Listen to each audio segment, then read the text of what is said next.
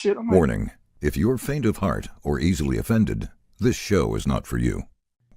I don't give a damn about what you saying, bitch, you in the way. Closed case, my nigga beat the charges like yesterday. In your face, I'ma go hard and make sure you see the cake. Keep the pace, ain't no one fucking with me, this not a race. Doing the shit that I want, I'm never gonna stop, I'm never gonna give in. Making my way to the top, I told you to ride, I told you to get in. Now you can't eat out my pot, it's filled to the top, and I'm about to dig in. You say I was doing you wrong. Welcome to the Go Rogue Podcast. I'm Roger Stout. This is Hans Berquist, and tonight we're joined by Rob Johnson. yo, Good evening. good. What's going on, big dog? Well, can't complain. So do me a favor, tell everybody who you are, where you're from, what you do, just to get started before we get too deep into it. Go ahead, Hans. You go first. People don't want to hear about me. Come on, man. You go first. All right. Go. You go. He's on here all the time. They know you. All right. Rob Johnson, Silverville, New Jersey, originally from Philly. Everybody should know Ram Kennels. Been doing this 24 years. Happy Turkey Day. Yeah, right on. So, I know it's been a while, 23 years. That was one of the most, I was looking through for people that don't know that are watching. I put a post up and I'm like, hey, suggest some people. I don't know everybody. So suggest some people, and people start throwing out names, and yours is one of them. And so I go look at your profile and I see there was a post there. It's like something about 23 years. And I'm like, that's a long time. Yeah. Because reality is you've seen the dog go from a pit bull to what it is today, basically. I've seen it. I've seen it from it's crazy, to see the transition from the pit bull to the American bully now. Because if you look on, like you said, the post that I made, that dog in my profile, in the picture, is my first pit that started my kennel. Right. And it's funny because when I got him, little short story, I didn't even look the breed. I was in college. One of the fraternity guys I knew on campus had bought a blue pit. I never saw a pit. Yo, what's that? He's like, a blue pit. I'm like, they come in blue? What the fuck is that? And I'm used to the old school, buckskin, black brindle, mahogany. Yeah. And he was like, I got from a kennel called Able Paws in California. And I was like, what the hell is that? So, it's before Facebook and all that. I mean, I had to AOL it. I had to dial up in college and look it up. And I just fell in love with it from there. So, and then it's crazy because I got him from a kennel called Delaware Kennels in Millsboro, Delaware. And I got put him on from another breeder called Bandit, God rest his soul, from Braveheart Kennels. He didn't have what I wanted at the time. I was on a mission for a blue pit. I want a blue pit. And it so happened that I met him. The father was mahogany brindle. The mother was blue.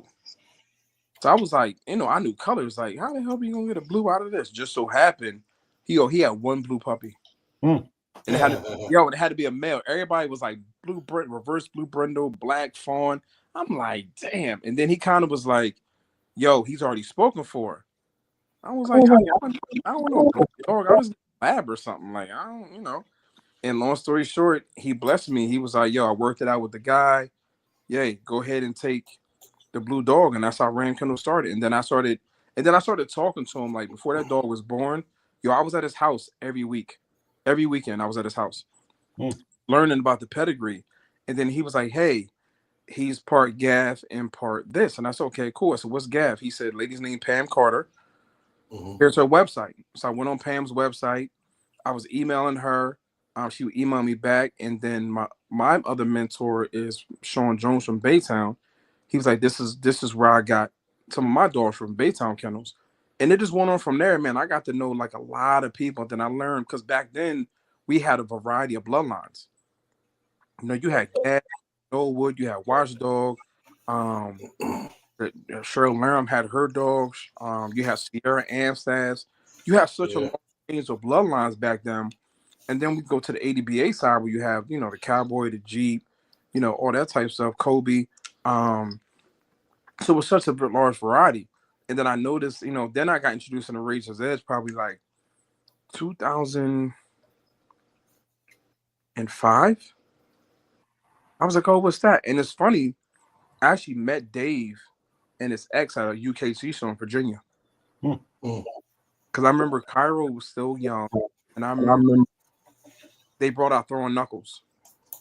And it was just funny, like from there, like I got to know people and I got to see people. And it's so fun. You remember Pat? They used to throw the shows? Pat Volk? No. I remember his name. Well, Pat used to show back. God rest his soul, is a good buddy of mine. Pat used to show too. So I remember all these guys back in like 2006, 2007, 2009, talking to them on the phone back in like 02, 03. You know what I mean? And it just led on from there. Then I got to see like Bully or Dope. A good buddy of mine, Chris Moore from Bulky Bill, probably know who he is. Yeah. He had Mr. Brooks at his house. So Gary from GMJ had let him, breathe to Mr. Brooks. So I put my hands on Mr. Brooks, which is Pattinson's father. He had an AM staff too from Gary Jackson let him hold named Kano. Now let me tell you, Kano was one of those dogs way before his time. Yo, you're talking about like a 55 his head. He was every bit of like 115 pounds, and he was only like maybe 18, 19 inches. And when I'm telling you, he had tree trunk legs. Like I was like, I've never seen it. Like, what is that? And he was like, oh, that's Astro. And I'm like, from the internet? Like I saw that dog and just so it's just funny like seeing it transition from that to the Oscars and the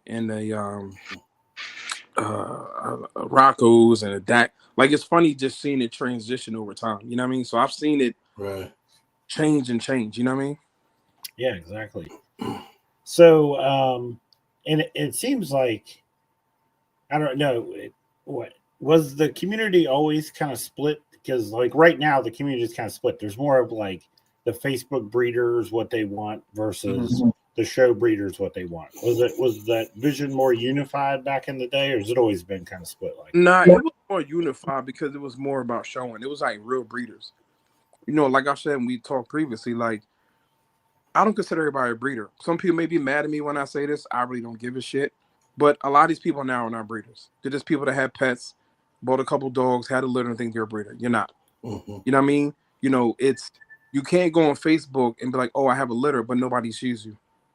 Like, I'm not saying you got to go to the shows. You got to do something different. But then it was more unified because you know why? We used to go to the shows.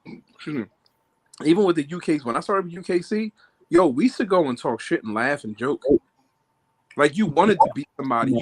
You traveled just to be like, you know what, Hans? I'm going to beat Cowboy today. I'm going to see your ass on Saturday, dog. And, like, we would laugh. It wasn't like I hated you. Like, it wasn't vindictive, right? It was friendly, good humor competition. Exactly. Like, I would be in the ring with somebody like you and be like, I'm going to trip you when you walk by. You know what I mean? Like, we would have fun, but also, too, back then, people worked together as breeders. Right. Like, for example, Roger, I could have a female at my house, and you could say, yo, Rob, I really like her. I think she'll compliment my male for this breeding. What's up? And I may say, and I'll probably say to you, like, you know what? Yo, come take her. Take her. We'll split the litter. I'm going to be, since this is a breeding you want to do, go ahead and take the pup that you want, and we'll split the rest, and then I'll take her back. Yeah. It wasn't like anything like, yo, I want out. Like, we're supposed to be better in the breed, and we're helping each other because I may like your male and take something off of him for myself and my camp. Right. You know what I'm saying? And it was more unity. Yeah, I mean, you had the little tit-tat, little stuff here and there, but it wasn't like now. Like now, a lot of dudes they're just soft. Well, back then in order for you to be a name in the community, you had to show up. Yes. Right. Mm-hmm. Nowadays, you don't have to show up. No, I agree. You can sit behind this camera. You can talk all that shit. You can write whatever the fuck you want with no repercussions. Yeah. Right? Mm-hmm. You didn't have to prove shit to nobody if you didn't pop out. Yep. Right? And so I'm going to say, back then, you had no choice because you know why? We didn't have social media. Right. We had message boards. We had the MSN board back then. So with the message board, you had to literally, like, you could download a picture, but it took forever. You had to drive to somebody's house. the meet and greets that we went to, like when I fast forward to the bully side, yo, we used to be at people's house barbecuing, drinking, talking dogs till like 2 a.m.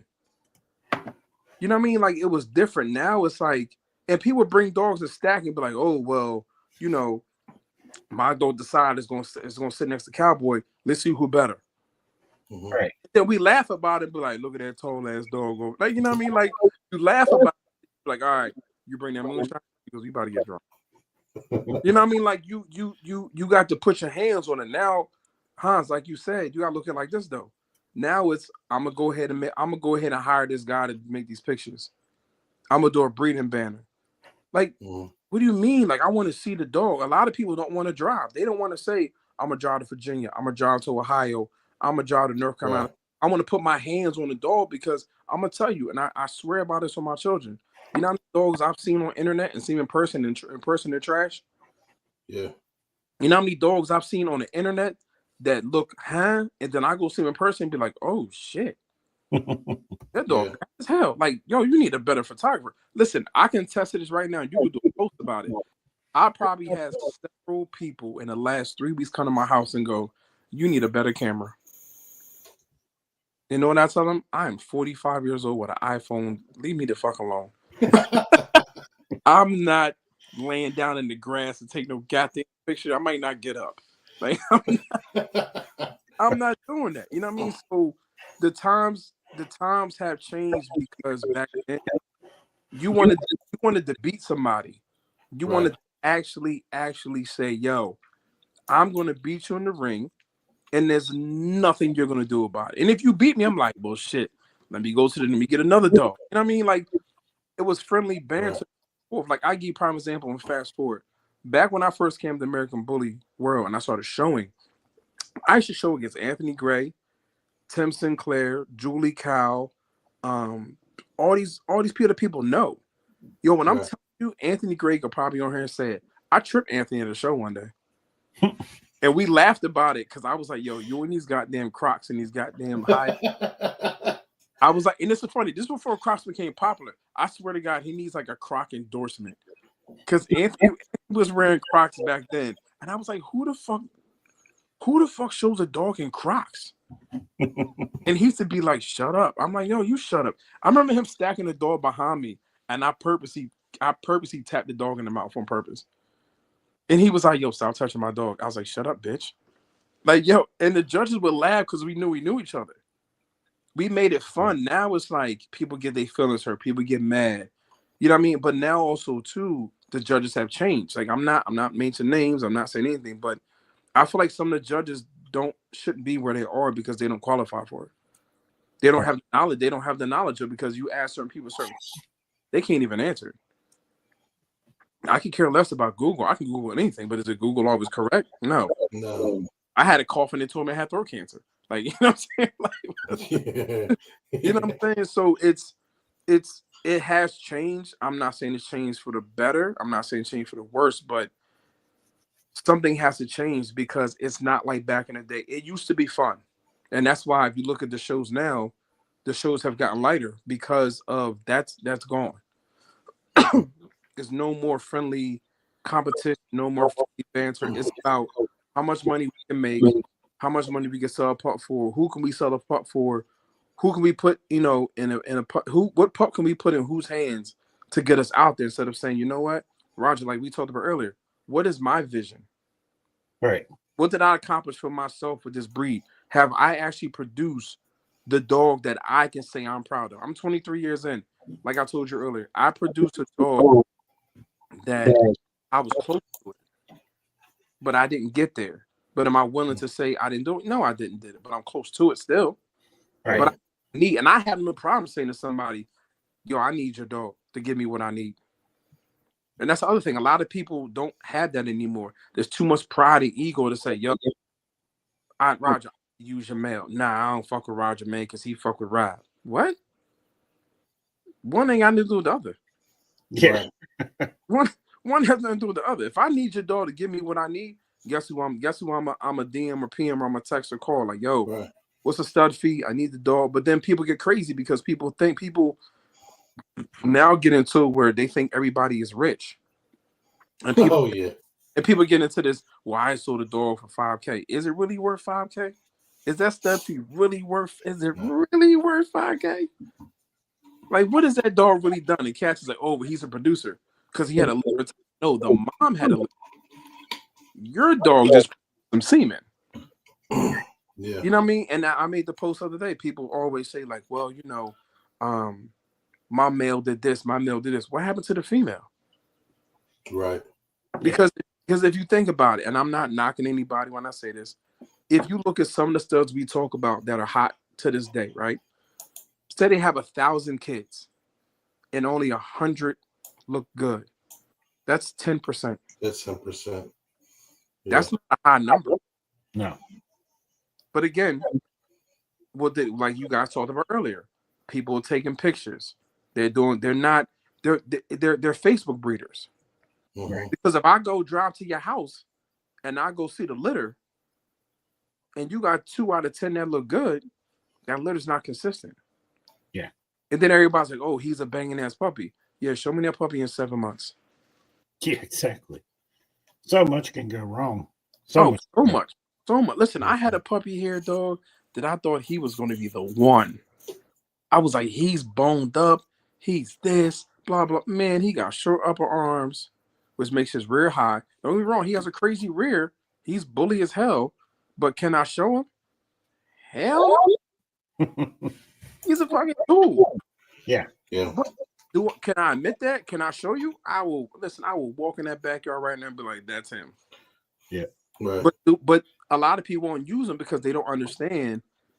They don't know how to clean up his faults. He'll add features that your bitch don't have. Like Roger, what'd you say earlier? If you have a classic female, if you have a real classic female and she's clean and you got a bully male, maybe he'll the features that you're looking for. Right. Yeah. In that case, you're not looking for the whole litter. You know, in that case, you're looking for the one puppy that kept mom's clean and picked up a percentage of what the stud represents. Because they're never going to pick up 100%. No, you'll have that anomaly. You'll have a son that's just, he's fucking wild compared to the rest of the litter, right? But that's an anomaly. That's what you shouldn't be counting on. You can pray for it, but you shouldn't be counting on it. It's not. No. The stud represents a percentage of what the puppies may gain. Exactly. And it's funny. And the funny with that, it's either genotype or phenotype. Yeah. Because that's something people don't realize either. Because I've seen dogs that, they look like the father, but their personality, in the face and the head structure be the dad, but the body be the mom 100%. Yeah. Even the attitude, temperament. And that's what I tell people. If you have a litter, and we'll go back to the number 10. If you have 10 puppies and you're like, oh, well, I have this. I've seen inconsistency in litters too. I've seen a male that's 14 inches. His brother's 19. Right. And then the 19-year-old has no bone, but the 14-year-old is the freak. Yeah. Right. And what's funny is now what's happening with these litters, and we'll probably talk about this, is the blood is so tight that it's bringing out a lot of issues, and that's why it's not consistent. Like, if you think about it now, guys can tell me this. Who has an outcross now? And what is it? Well, I mean, it depends, really. You know, what kind of, how far back outcross are you looking? If you're looking no DAX, that's a very small percentage. Very small. If you're looking maybe 2 generations off of him, like let's take Rocco, right? There's a higher percentage of no Rocco blood dogs than there would be no DAX blood dogs, right? I guess it all depends how far back you want to talk as far as outcrossing goes, right? Yeah, but it's funny you said it, because if you think about it, who does Rocco come off of? Dax. Yeah. So you know what I mean? It's like now it's every dog has that in them. So it's like, so going back to what I was saying from 20 some years ago, back then we had Watchdog, we had Gav, we had Razor's Edge, you had Sierra Blood, you had Norwood, you had Baytown. You had so much different blood that you can cross. And the thing about it is now, back then, you could see the dog and knew what it was. Yeah. Now, you really can't see it. You know, it's awful. father. Right. But as far as like that definitely has a lot of God in it. But see, that's the power of social media. Right? You give someone a platform, they're going to influence. Right? The right person's going to influence the majority. They're going to convince people that may not have the education, may not have the desire to search for knowledge or find their own way. They're just going to go to what's popular, right? Yeah. That's the safe bet. The safe bet, go with what's popular, as opposed to finding a dog you truly want to replicate or, make your own, right? Everyone just goes to the obvious choice. Oh yeah, I mean, but like you said, now it goes into, like you said, everybody goes into what's hot. So what happens is you flood the dog that's hot with the community. Like again, everybody's like, oh well, like I don't believe in stuff specials. Right. I don't believe in stuff specials. I don't believe in early lock-ins, because this is the thing though. If and who's your boy? Because I know your boy. And I put hands on your boy. So with Cowboy, right? If everybody in their mom bred to him, what makes him special now? Right. If everybody bred to my dog Decide or Namor or Craven, and I had 100 people breeding to him, what makes him special to me now when everybody now has my dog's blood? Right. Back in the day, when I first started, people would tell you no. People would be like, I give you 2,000, 3,000. No, you're not going to embarrass my stud. Fuck that. Right. You know what I'm saying? I swear, listen, y'all can hit up Ron Ramos, Pam Carter, George Banks, Sean Jones, DeAndre Brooks. They will tell you people used to be like, no. Yeah. No. Like, they would be, oh, I need him. Nope, you're not embarrassing me. Fuck that. Like, I'm not breeding that whippet to my like. So the approval rate was more stern back then. Way stern, because you know why? Because back then what we talked about, you had to prove yourself, right?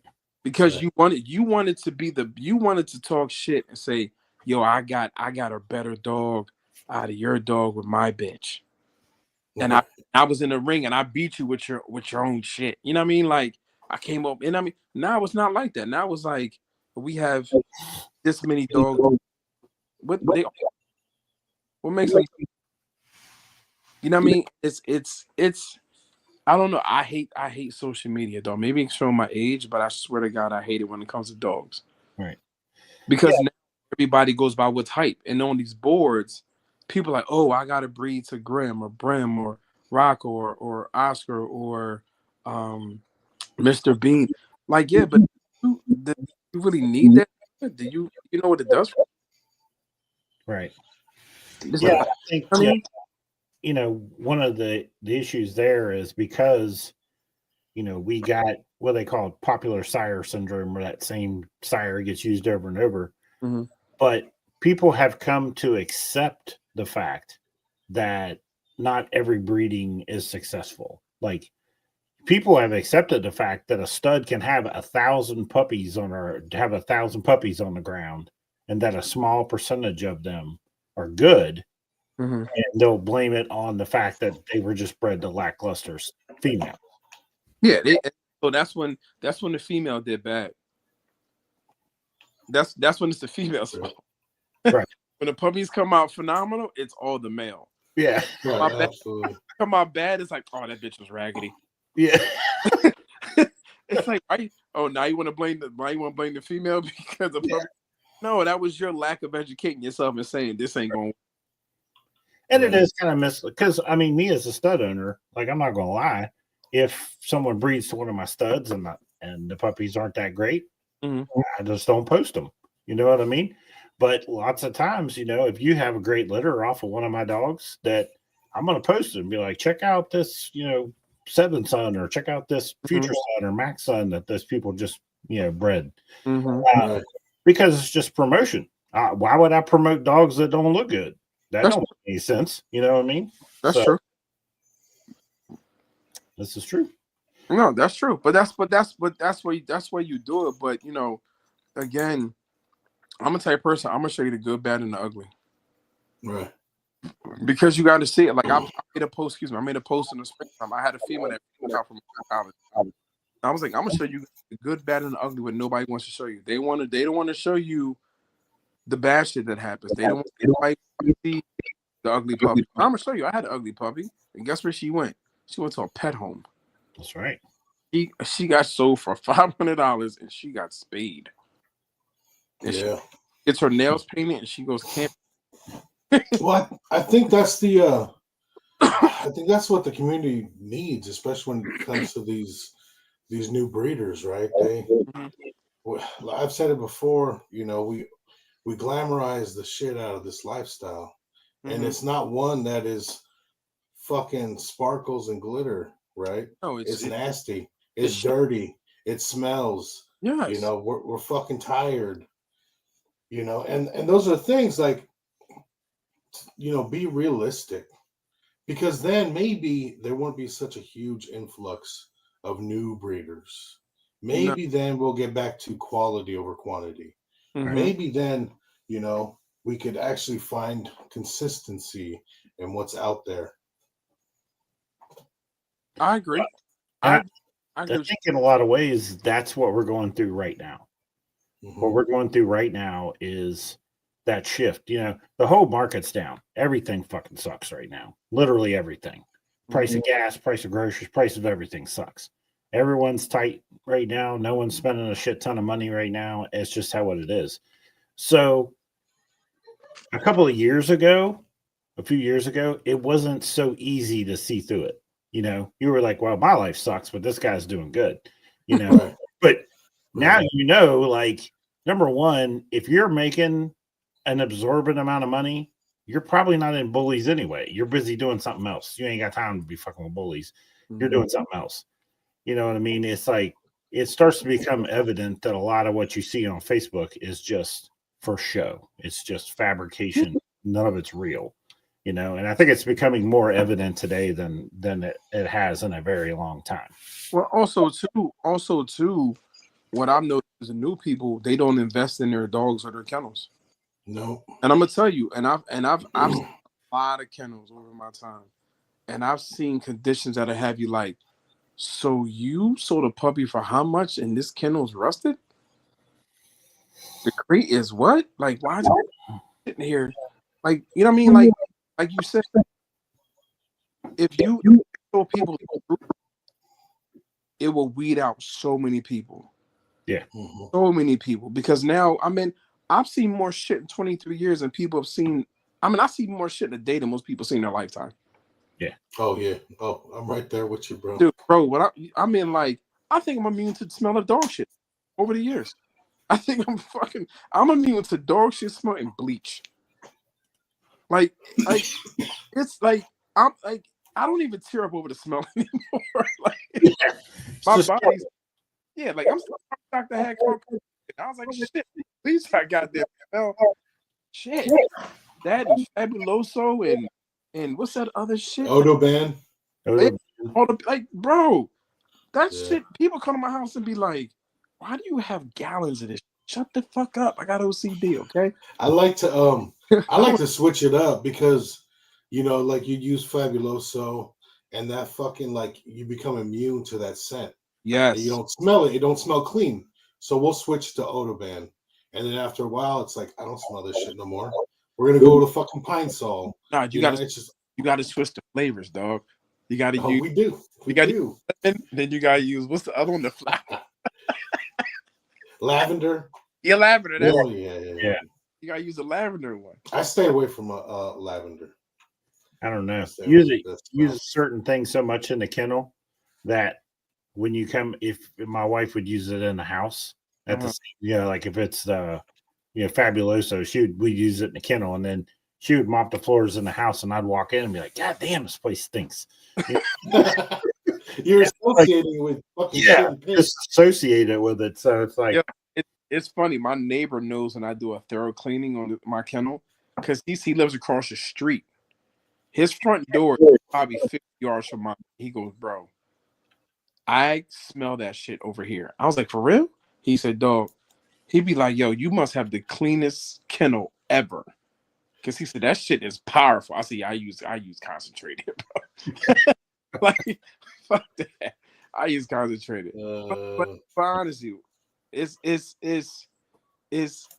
different because, like I said, back then you invested in your camp, you invested in your dog, you invested in your setup. Like, I'm telling you, it's embarrassing though. I've seen shit that'll have you like you sold a puppy for $4K and your setup looks like some shit on Sanford and Son. Yeah. Like, you know what I'm saying? Then people, oh well, I feed my dog. Is that puppy chow? People still use that shit? Yeah. Oh, Roy.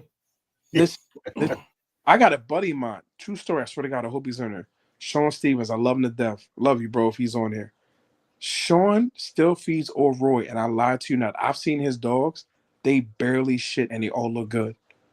Yeah. It's the wildest thing ever. I'm like, yo, are you serious? He was like, yo, I have not feeding that in 25 years. Yo, and every dog looks like mine, dog. I said, oh, fuck, that's crazy. That you have a 20-pound bag, a 50 bag for $20. Please put me on to what is yeah. like Jesus Christ. And that's another thing that we need to talk about. Yo, the food shit. Like everybody feeds whatever everybody else does. Like everybody else's situation doesn't work for every dog. Right. And I was pissed when they had the Victor recall because yo, I swear to God, I should screenshot my inbox. People like, yo, big bro, you don't feed Victor no more. I was like, I still have 15 bags in my. They're like, why recall? I was like, they only recalled it because of this reason. And then people like, why I feed Victor? My bitch is getting pregnant. I feed Victor. Listen, I fed Victor and I had a litter of 13. None of my problem. But what yeah, bro. Do it again. Do it again. Yeah. Fuck that. The most stressed out I've been in my fucking life. Oof. So back to the food thing, it's like, but I tell people there's different brands of Victor. There's different recipes. American, I'm sorry to say this, do not need to be high protein. Too much. They're not a working breed. Right. They're not unless you exercise the fuck out of them every day. Yes. Now, if you do that, that's different. But how many people do we really know that are really exercising them dogs like that? Oh shit. My fucking wife. I mean, it don't matter, bro. She'll put 2 jackets on. She's like, we going to the fucking pond. You're doing 2 miles. Every dog. Tell her I said, a tired dog is a happy dog. Yeah, tired dogs don't chew up shit. Tired dogs don't, misbehave because they're tired. They want to go. Bro, listen, not to be off topic. I have 140-pound Rottweiler here. If I don't get him out today, we're taking for chaos. He'll pick it. The big XL dog house from Tractor Supply, the igloos. Yeah. Yo, he can pick it up. He'll pick it up and slam it, or he rips his water pail off the latches. Like he has to be running around. I'm like, Jesus Christ, bro. Jesus Christ. But back to the food thing. What I tell people is, people don't tell the whole story of why their bitch isn't taking. They won't tell you that they're at the top of the 30-20 Victor high protein. They're also feeding this supplement. Like, yo, if you add these percentages up, them percentages go higher. Yeah. You know what I mean? It's not always just not just the food. Sometimes they don't need to be on that much protein. Genetically, they just don't need it. And it affects your dog. I tell people, look at a bodybuilder. Look at somebody who works. How much protein and fat are they intaking? And if you're not working that protein and fat off, what happens? You just get fat. Exactly. So and then what happens when you get fat? Your hormones are off, right? Your organ function is off, right? It's the word. You ain't having kids. Multitude of things. Eggs ain't dropping. It ain't happening. People understand this thing happens with people, happens with dogs. Oh yeah. But a lot of people don't want to. They don't realize that because it goes back to what we just say. They're Facebook breeders. Right. Yeah, I mean, and for us, like we feed 3 different types of food. Why? Because you said it. Every dog's different. What might work at somebody else's place ain't gonna work for me. Yep. You know. Yep. You just gotta be in tune with your dog. You know, in tune. So let me ask you this: how do you? So I notice a lot of people now. Again, social media thing, like I have to feed my dog. No, you don't. You can. I'm not knocking it. If you can afford it, do it. But you gotta know how to do it the right way. Right. You can't feed a prey model diet and think that's all it is. No, they need vegetables and need other things in their diet to compensate. Absolutely. You can't just feed chicken and organ meat and that's it. Like, no, they need way more than that. Because if they eat a rabbit, they're gonna eat the whole rabbit. And what do rabbits eat? Yeah, exactly. That's true. Yeah, they forage, right. Audience that's yelling at me right now about Ramos. I sent him the link like 7 minutes ago. Hey, it's hard to get on his dial-up phone, bro. I'm doing all I can do. Like it's up to him. if you get right here, he knows I'm gonna talk so much shit. Yeah, that's fine. That's fine. You know, so Here, I'm gonna tell you, really, in reality, is like we've focused. God, I don't even know how we've been doing this, but we really focused this show on breaking all the false that we see out there. Really bringing the truth to the community, because it's just so much. There's so much out there that isn't true. Oh yeah. You can't hope to become a better breeder in any way, shape, or form if you don't have access to what is the truth. That's true. But you know what? Again, I hate the fact that you have all these groups and these boards, and it's a bunch of nobodies who don't know anything. Everybody thinks, and then they find the one person that thinks they know it all, and it's like, how long you been doing this? Nah, 2 years. Shut up. Go sit down. Yeah. Your dog ain't even old enough to breed yet. Like, stop. Like, let's stop. Right. You know what I mean? And then it's a shame because the community gets flooded. And just a backtrack. Me and Ron and I met. We had talked on message boards. I think Ron and I have called each other on the phone, but never met in person. I didn't meet in person until 2000. I may be wrong. 2013 at a show in Atlanta. And when I saw him and he looked at me, he said, "You son of a bitch." I said, I finally met your old ass, huh? Like you'd have thought you saw each other yesterday. Right. I was like, "You old fucker, look at your God damn it." But I love him to death. Look who it is. Hey, stop picking on those guys that don't know this new modern technology, God damn it. Look at it's California Jesus. Rob, how you been, big dog? What's up, baby? How you? Man, I'm just in the backyard chilling, you know what I'm saying? Are you out there with the dogs again? Are you believe it or not, I spend at least 8 hours a day outside letting everybody exercise and run around and saying, you got to do it, man. I had to jump in. I had to jump in real quick because I got to give respect to Rob because Rob's been around for a minute, man. When he talked about gap and all that stuff, people don't realize that some of these gap dogs were like precursors to the bully world. They were like monsters, man. Yeah. I mean, they were beautiful though. They were like well-structured monsters, man. No, it's true, and it's funny because when I had that blood, Ron probably remembers.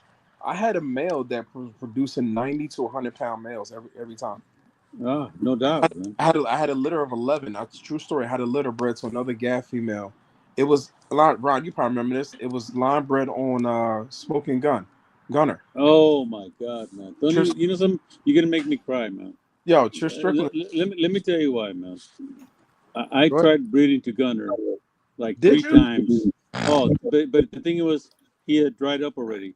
It was a sad thing that Gunner had actually, his semen had gone, I don't know what had happened to it, gone dormant or it was no good no more after like 5 years, man. And the dog was amazing, man. Yeah, I'm telling you, one of the most beautiful dogs I've ever seen in person. And I had my hands on him. I even drove up to Trish's house to do breedings with him. And man, I'm telling you, this dog was gorgeous, man. And he was not your typical Amstaff, / pit bull, but they were dual registered at that time. And Rob will tell you, this dog was like, it'd blow your mind, dude. He was just a beautiful dog. It's crazy. I don't know if he remembers this. I based my whole program off that dog. Oh man, I don't blame you because he was just like just a beautiful dog, So and just muscled up. You know, do you remember Teresa Gibbons? yeah, I had remember that Amstaff female I had? That was from Teresa. Oh my God, she had a dog named Diesel that was inbred Percy Pennypacker Yeah, that would blow people's mind, dude. He was yeah, like, yeah. oh I'm my not God. giving. No, I had a dog from Teresa Paul. I'm sorry. Oh, okay. Teresa Paul is actually Milagro Kennels. Yeah, Malagra. Yep, I had Oh man, she had Bernard son. amazing dogs as well, man. Bernard Yeah, was a freak, dude. I had a Bernard And Grand. people don't realize they never seen these dogs, but these guys were like 90-pound dogs, and the Amstaff standard, what was it? It was like 48 pounds or some shit like that. Yeah, I mean, yeah. Bernard. And these, She told yeah, me these, Bernard 115, 120. yeah, just beautiful dogs, man. Yeah, Amazing animals, man. man. Well, Roger, that post that you saw about me being 23 years in, that's the grandson dog he's talking. Oh, okay. Yeah, that's actually his grandson. And it's Now, funny. now, Rob, I gotta ask you now. Right. Was there something going on with you and Trish? Now, come on, now, man. Don't get it. Don't go there. you just mad because I had the blood at the time. Oh, stop it, man! Stop it, man! But it's funny. No bullshit though. Trish was a beautiful woman, man. She is. She was cool. Man, I really cool got lady, a dog man. from her. Nah, she was awesome cool. lady, man. Awesome lady, man. That Dog saved Lorraine, not Lorraine. Oh God, what was it? What was the lady that was a judge and she had a lot of top dogs? I'm trying. Give me a second. Cheryl Lerm. Cheryl Lerm. Yeah, Cheryl. Yep. She saved Cheryl Lerm's program because as much as shit that Cheryl talked about Pam Carter, she used Gunner to save her program because they were getting very terrier. Yeah, because she had that Gunner. She had that Gunner son. Yes, exactly. Yeah, he saved her whole shit. Oh, he did, man. People don't realize that. The one dog saved this woman, and this woman was very famous. His name was people don't know she was very famous. Magnum. Magnum. That was his name, Magnum. Oh man, you should have seen these dogs, man. And as much shit as she talked about Pam Carter, which I'm telling you now, Pam Carter is probably at the top 5 of all-time breeders of pit bull / Amstaffs. The woman did amazing stuff with her dogs. And she was the one person that had dogs that were like, honest to God truth, oversized for the Amstaff world and the pit bull world. And she was in competition with Lorraine Wilson. And what was so ironic is they had a falling out over Percy Pennypacker because they were like kennel partners when they did that breeding. And Pam took Top Gun, and she went in her direction, and Lorraine went in the other direction. And Lorraine had amazing dogs, but this is a whole different world. And I'll share this with you guys if you guys want to hear this. But in the Amstaff world, there was a lady that had the Sierra Kennels, and I'm drawing a blank on her name. Teresa, no. It was Wilson. Then it was what's the It's sad because the woman was dying of cancer, and she sold her kennel and name to Lorraine Wilson, and Lorraine Wilson is rumors. It was she was married to Dr. Wilson of Wilson Sports. You know, you see Wilson baseball, Wilson basketball. She married this gentleman, that was her husband. Yeah, and that was another very beautiful woman. But they had a falling out over the dogs, and they split ways. And I think that Lorraine Wilson lived on the bloodline of Sierra. Sandra Dean. That's Sandra Dean. There you go. Sandra Dean. That was it. Good looking. And what happened is after a couple of years, Lorraine Wilson didn't have the same mindset on breeding as Sandra Dean did. I think that's her name, Sandra Dean. Yeah. And so the dogs changed. You know, and what happens, I think even today's breeders that have like a great line of dogs, somehow they go astray and forget the formula, and they start producing shitty dogs. And I think this happens all the time to a lot of breeders. I'm saying. So with that being said, she bought this kennel, Sierra Kennels, lock, stock, and barrel, and shortly after, Sandra Dean passed away. You know, and it was a shame because she produced amazing dogs, and some of the dogs that came out of the Sierra line, and I'm not sure they were Sierra, who they were, but was the old Knollwood, and the Knollwood line would blow your mind, man. Because So not to cut you off. That no, go ahead, Rob. So guys, what we talking about? So Sierra's staffs were like the Bullier and staff line. Exactly. They were Like for example, same thing with Pam and Gap. They were very bully compared to the standard Am staff. So I had a Sierra female from Teresa Paul, and she was literally 80. She was 87 pounds, and she had a 24. She had a 23.5-inch head. This is a female, guys. It's the female. Staff. That's for a staff. Yeah, that's huge. She's no, I'm telling you, she had crazy top skull, short muzzle, box ear. She had I'm gonna put myself way out. So hopefully I don't I don't get assassinated tomorrow. Are you about to show your age now? No. Oh. Stop it, Rob. Just because you black people can say young and ourselves Mexicans get old fast. So don't even start that shit, man. Don't you start. Don't you man, start. just because you're like 65 and a year older than me, don't even go there, man. I'm gonna call you later. What do you people say? Black don't crack? Well, it don't leave crack, me alone, baby. man. See, stop it, man. So check this out, you guys. Pam Carter, somebody went to her yard, and she used to live like an hour from me in a place called Delhi, California. And somebody went to her place, and they stole Top Gun, Cowboy. I don't think was it Cowboy and Top Gun, or was it Cowboy Simba? They stole Simba. Yeah, Simba and Cowboy. And if you guys seen these two dogs, they would blow your mind. The most beautiful headpieces you'll ever see on the breed. And Cowboy, believe it, the original Cowboy, story goes that they went to her place, and she lived out in the country. They took the dogs, and somehow, I guess Cowboy Simba, one of the two, I can't remember which one. One of the two jumped out of the car that these people were stealing the dog, right? Oh, that was Simba. Simba. Okay, it was Simba then. Yep. So Simba jumped out of the car, and supposedly the story goes that there was a diesel behind him, and he basically degloved the dog. I don't know if you understand the term, but it basically, he was, they were getting away, they're driving fast, and truck behind him, and he hit him, and he degloved them. And this is where it gets sticky, okay? What was the name of the dog now? Oh my God. What was the dog now, Rob? They used to come out in the first bully shows that everybody just like, they act like Jesus was walking into the show. Was it oh my God, man, I'm drawing a blank. Come on, the bully shows? Yes, bully shows. They were early bully shows. It was I think it was Lomaly owned them or something like that, or G2.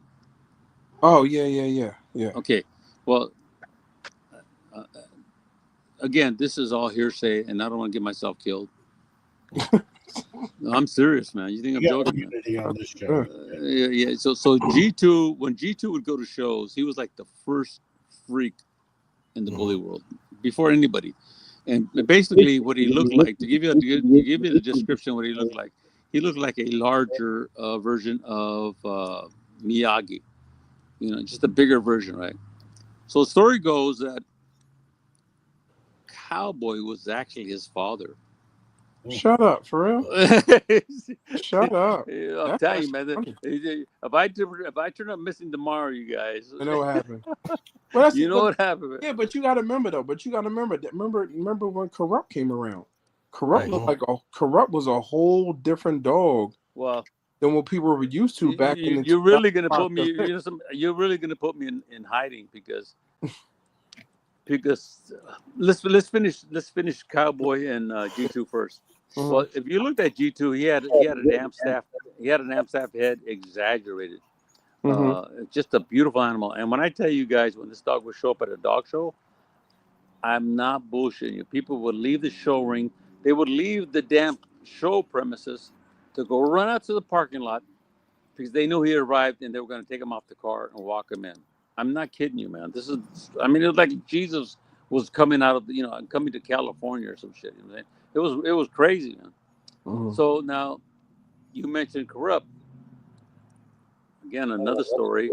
And again, I don't want to get myself in big trouble, but I'm already going to do anyway because I'm on one of those moves tonight. I'm going to tell stories.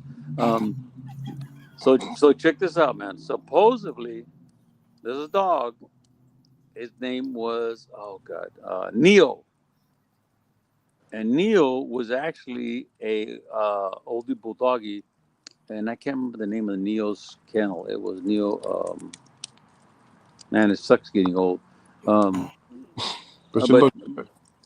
I thank you. I really appreciate it. But listen, Neo, and what the story is, Neo is supposed to be Corrupt's father.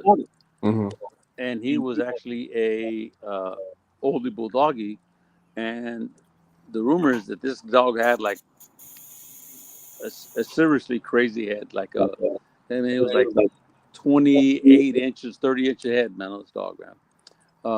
And I have a picture of him, and I can send it to you guys if you guys want interested in seeing this dog. But I can't remember the kennel name, man. But man, he was just like a monster, dude, a freak of nature, man. Yeah, and supposedly.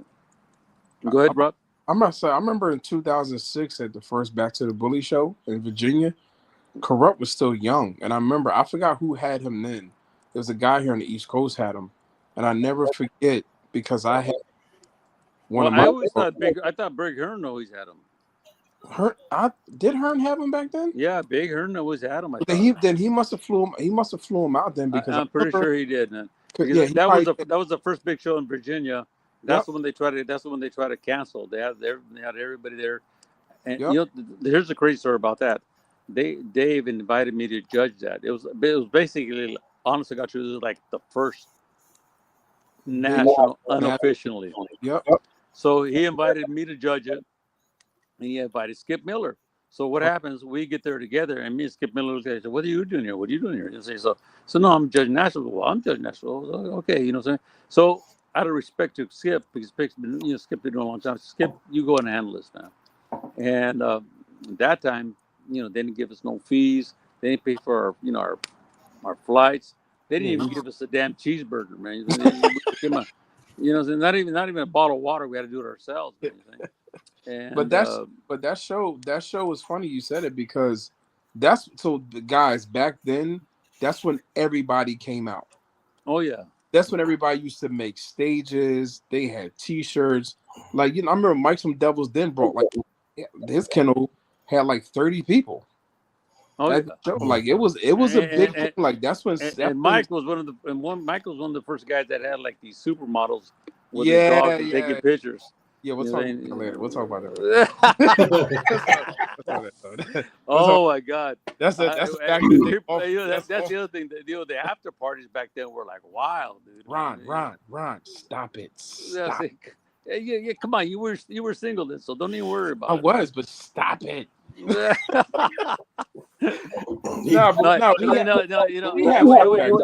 Before we get ourselves in trouble, it was not like a P. Diddy party. No, it wasn't. It was no involved.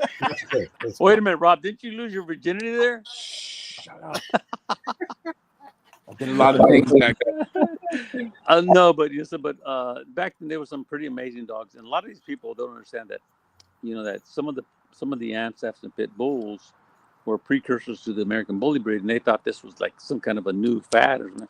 No, there was those dogs that have always been around, but the thing is they were frowned upon, as far as the registries were concerned. They didn't want those dogs like that, but they were around.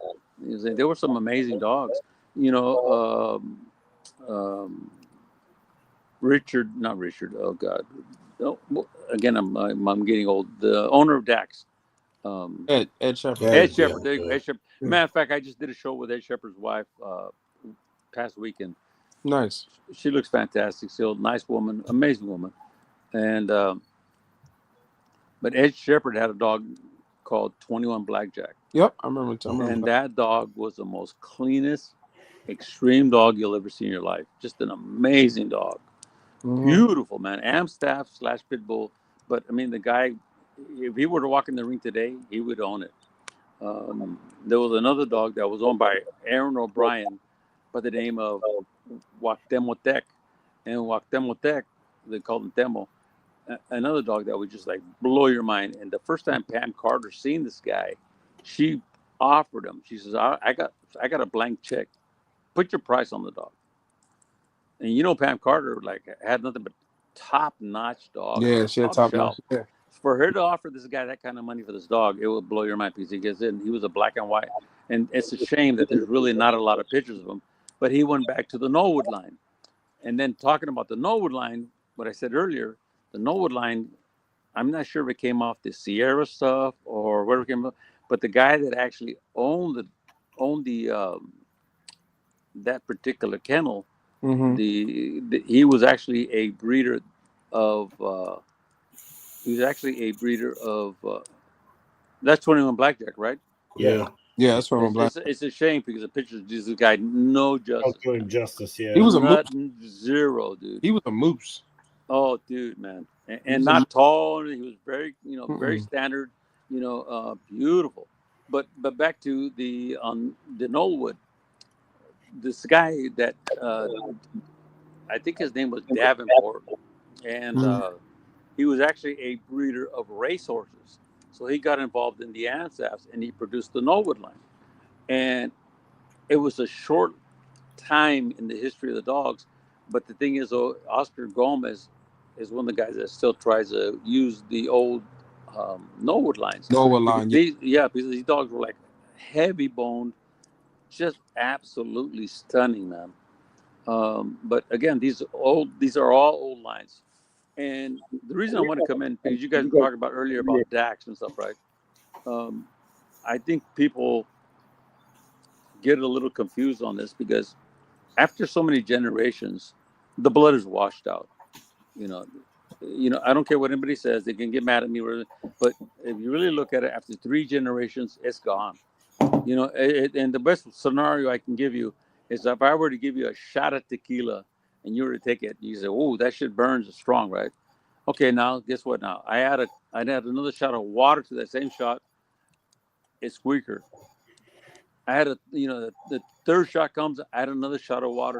So guess what happens, you guys? Eventually, it's just water. There is no more tequila.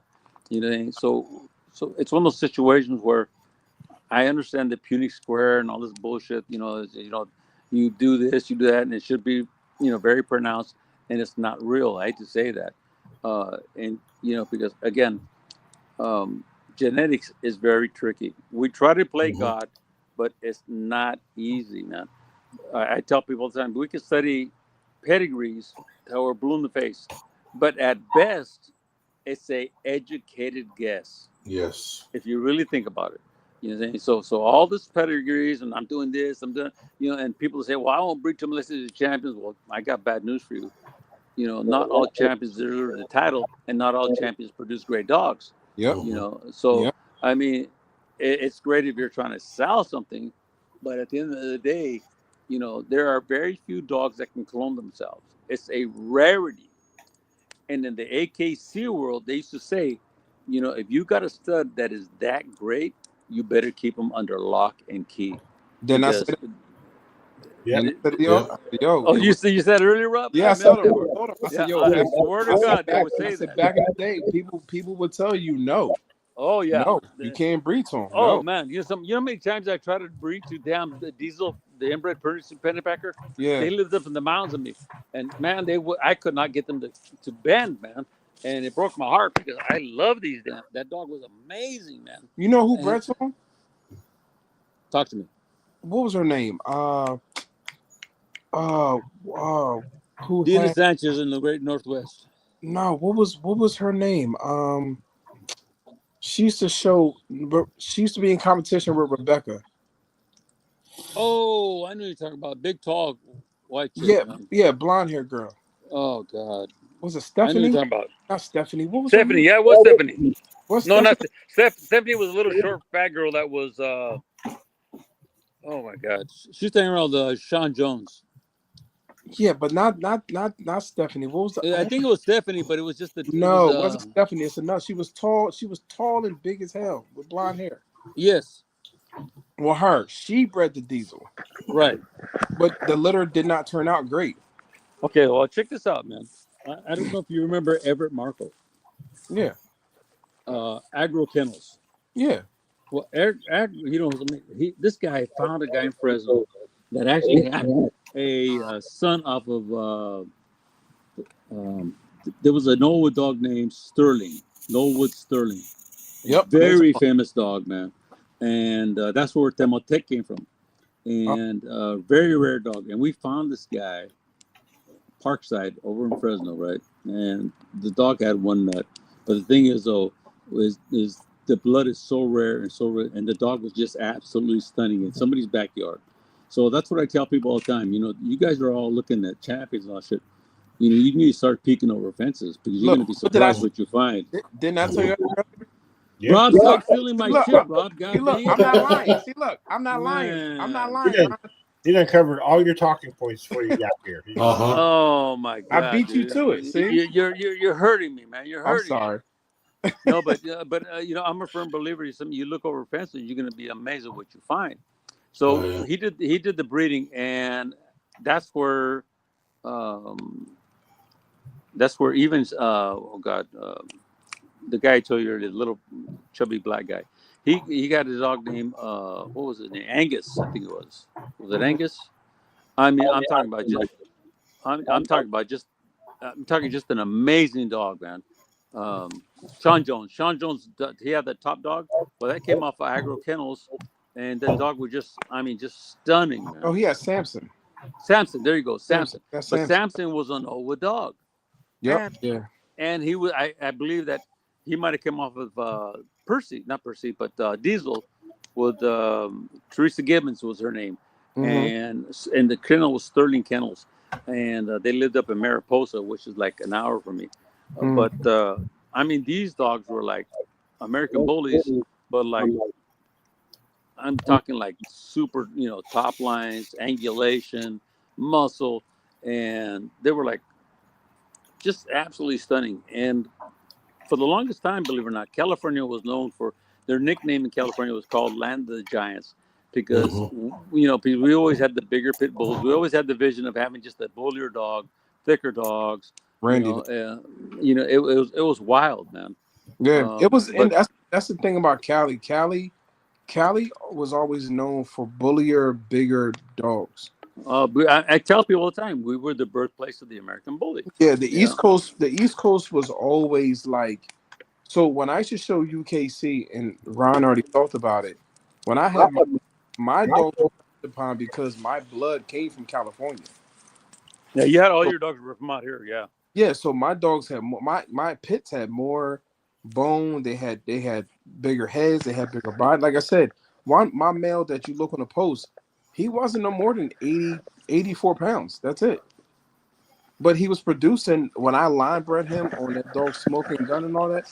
Dude, he was producing 100-pound dogs, 100-pound males with 24-inch domes. And we're talking 2004, 2005. Yeah. You know what I mean? And it's crazy because, you know, UKC has switched over to where those dogs are too big. They're too big. They have too much. The only reason they did that is because when the American Kennel Club, the American Bully Kennel Club came out, they felt threatened. They thought we were a joke in the beginning. Then afterwards they felt like, holy shit, we better separate ourselves. Yep, they did do that, and that's why if you look at back in 2006, 2005, between 2005 and 2000, I'm gonna say 2000. Right, because the American Bully was recognized in 2004. Yep, well, it's funny because if you look at the males pits back then, they were looking like females because that's what you wanted. They didn't want the bigger size. I went to a show and I remember, matter of fact, what was her name? The AMP staff out here on the East Coast. Shit. I can't remember her name right now, but she was a judge in UKC. And when I walked in the ring, she goes, "Thank you, Jesus." I said, "What?" I said, "What?" She was like, "I haven't seen a dog like this in 5 years." Wow. And I swear to God, she picked him for best of breed. Yeah, you came out here quite a bit in the early years when you were doing that to look at dogs and stuff. Yeah, yeah. Hey Hans, I got to tell you, Hans, there's something you're sitting there right now. And I just got to tell you, man, you got a pretty mouth.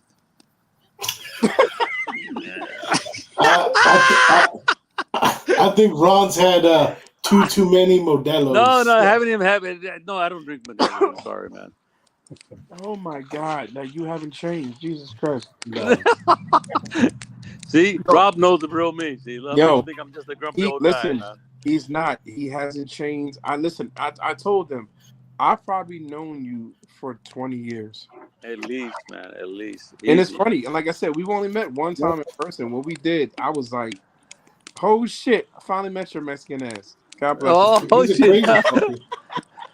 We were talking shit. And actually, he does the show. We were talking shit before the show, middle of the show, and that's how, like, guys, I'm telling you, that's how it was back then. Like, we had fun. It was a blast. It wasn't like the shit now. And the thing about it is, you rarely heard about bad business. You're right. It's very now. Do you remember? Do you remember Purdue Kennels? Yeah, that's what it was. Pam Purdue. That's what it was. Dude, she had a dog named Moose that would blow your mind, dude. Pam Purdue, that was her name.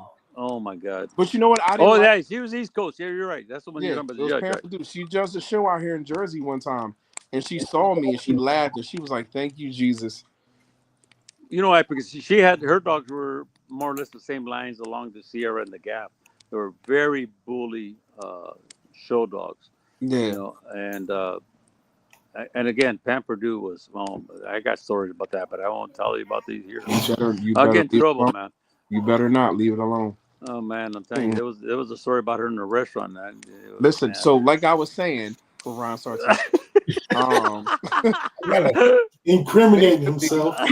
Basically, so everything I'm telling you guys, I'm glad Ron came on because again, he's been in longer than me, but all the things that I was saying, I looked up to these guys.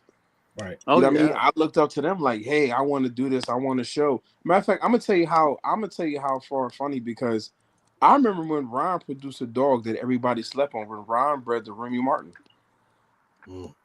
And everybody forgot about that. And everybody's like, oh, what is he doing? I'm like, all right, he about to do some shit y'all don't want to do. You know what I mean? Like, because we're true dog men. And now you don't see that because, again, it goes back to the Facebook breeders. Back then, you couldn't talk. The stuff that people do now, stealing money and doing bad business, you got punched in your mouth back then. So I came to show and beat you the fuck up. Yeah. People can't hide behind computers back then because you know why? You had to go to a show. At some point, I seen a couple of guys get knocked out at the show ring. I have too. I mean, literally knocked out. I seen the dude get his ass whooped in the bathroom in Allentown. I seen it all. I seen the dude get knocked out here in the Jersey show. And guess what I did? He got knocked out. They picked his ass up, put him on the side, and the show kept going. That's right. You know what I mean? But back then, it was a different time because people were dog people. Right. It was dog men and women. It wasn't like, oh, I had this dog and I bought a dog from this person. I don't give a fuck if you bought a dog from Jesus Christ himself. It didn't make a difference. It didn't make a difference. It looked like some shit as shit. And back then, people weren't as sensitive. Everybody right now is like, man, you can't tell them shit because they're gonna cry on your shoulder or something. I mean, don't cry on my shoulder because I don't. Or they get pissed off at you like you took away their beer or something. Man. They get really silly about it. Back then, you could tell something that was okay with it, and then you learn it. You know what I'm saying? Listen, do you remember? Before I forget, do you remember Chris Mayo? Chris Mayo. Chris, he was from AAO Kennels. Yes. Okay, I'm gonna tell you a story about this guy, and I love the guy, man. This was very inception, right? We were doing shows, right? And he ended up going after a couple of years there. He ended up going back to prison. They caught him on an old charge, and they put him away for a long time. And he just recently got out. Okay. So with that being said, one day I'm at a show, right, and I'm judging, and this guy comes up to me and he gives me some shit. He goes, in my early days of judging, and this guy was like trying to punk me, right? And his timing was not good because Chris was right next to me, and Chris is another gentleman that, you know, he has a lot of admiration for me, and I love the guy. He was a good dude. And this guy gets in my face, and Chris steps in between us and goes, "I think you better back up, right?" And this was back in the early days of the ABKC, and all these people think the ABKC is a sainthood and all that. But Chris lifts up his shirt, and there's a little black handle in his waistband. and I'm saying, hey, Chris, this ain't the place and time. It's okay. He's just upset, man. Nah, back then you must want to get shot. And I seen Chris knock a guy out. I seen somebody get knocked out and he took his dog. The dog didn't even protect the owner. I was like, God damn. Oh my God, those early years were crazy, man. These people don't even know, man. Nah, it's now, and that's why I'm saying, like, I was, you know, guys, I'll tell you, like, almost 8 months ago, I was done. I'm done. I remember seeing that. It was breaking my heart, man. I was like, I'm done. Because you know why? Because it when you've been doing this so long and you smell so much dog shit and Fabulous on the beach, and then when you see all these people who is like, you put the work, like Ron, you know, we used to fight BSL laws. Some of these people wouldn't even have dogs if it wasn't for some of us. Because I fought it right here in Jersey. You know what I mean? I remember going to DC and talking about it. You know what I mean? Like, I've been doing this stuff on the back end that a lot of people don't know about. But it's like if we didn't put this work in, some people wouldn't have the opportunities that they have. And then you see people like, I don't mind people making money. I'm not mad at you. You make your bread, but don't give people a false narrative. I agree with you 100%. Don't give people hopes and dreams like, oh, you're gonna be this big $1,000 breeder. No, the fuck you're not. No. And I'm glad you bring that up because let me tell you what, man. In California, BSL came hard, man. It really came hard. I remember that. They were really big time. People don't even know. It got to the point where it almost turned into Colorado because people don't understand this, man. When Denver, Colorado, they put the ban on the pit bulls.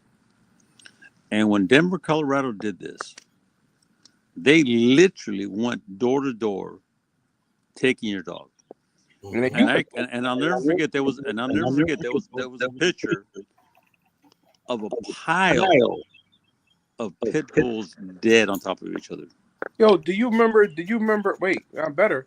Do you remember when the people were trying to transport and they drove through Colorado?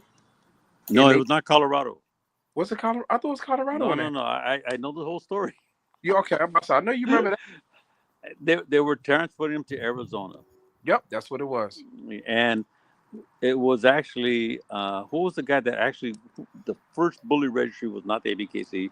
It was Larry Duran. There you go. Larry Duran was transporting his kennel out of California because he was worried about the BSL laws, and he had hired somebody to take the dogs to Arizona. Oh, that was that one. And yes, okay. Now, and the guy that he did it was Lisa Calderon's husband. And Lisa Calderon was big into showing Amsterdams and pit bulls, and I can't remember his name. I can't remember the name of her husband, but her husband was just an odd character, man. And he was actually a correctional officer, and they were transporting these dogs, and these dummies put them in a U-Haul box van truck. That's why they all died of heat stroke. And they all died of heat stroke, right? I'm talking like a dozen dogs minimum, right? And they panicked and they buried them in the desert, right? Yep. Okay, now this story is like crazy, man.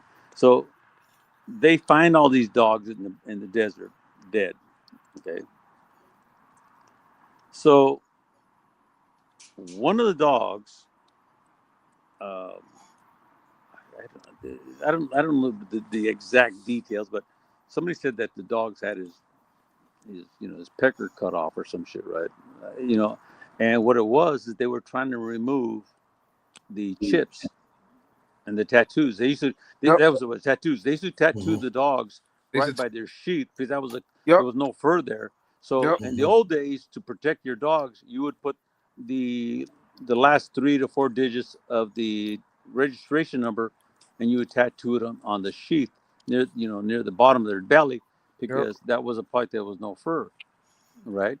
So they cut off with that, to identify the right, dog. that's how they identify your dog. If somebody stole it, you could tell them, well, that's my dog. Well, how can you prove it? This is the number on my, my registration. This is on my dog. So you would get your dog back, right? But also, that was the early years of microchipping. Okay. Mm-hmm. So what happened was one of the dogs had a microchip. Okay. So they scanned all the dogs, right? So the dog gets scanned, and they go after this guy in Oregon, right? They say, we're gonna arrest you because, those are your dogs out in the desert. He goes, no, wait, time out, wait a minute, man. He goes, that's not my dog. He goes, I originally had the dog, and I actually had him microchip, but he didn't turn out the way I wanted, so I sent him back. Right? So he sent him back, I believe, to Larry Duran or where it was, and so that's how they ended up catching these guys. And Larry got off, and I think the other guy got off because he was a correctional officer. They never got charged for anything, right? But that was just a big scandal, man. It was like in the news and everywhere. There was like It was a dogs. big thing because it was big, dude. They had pictures. They had pictures of the dogs in the ditches and everything. Yeah. Yep, yeah. I remember that. These people don't even know these stories, man. Oh my God. That's how funny. That's how far back we go to that. Oh my God, man! And for people that don't know, Larry Duran actually started the first American Bully Kennel Club. To be honest with you, it was Larry Duran. That's how old we are. Jesus Christ! Can I retire? No, I know too much. I've been trying to retire for the past 10 years, man. Was it Scarface?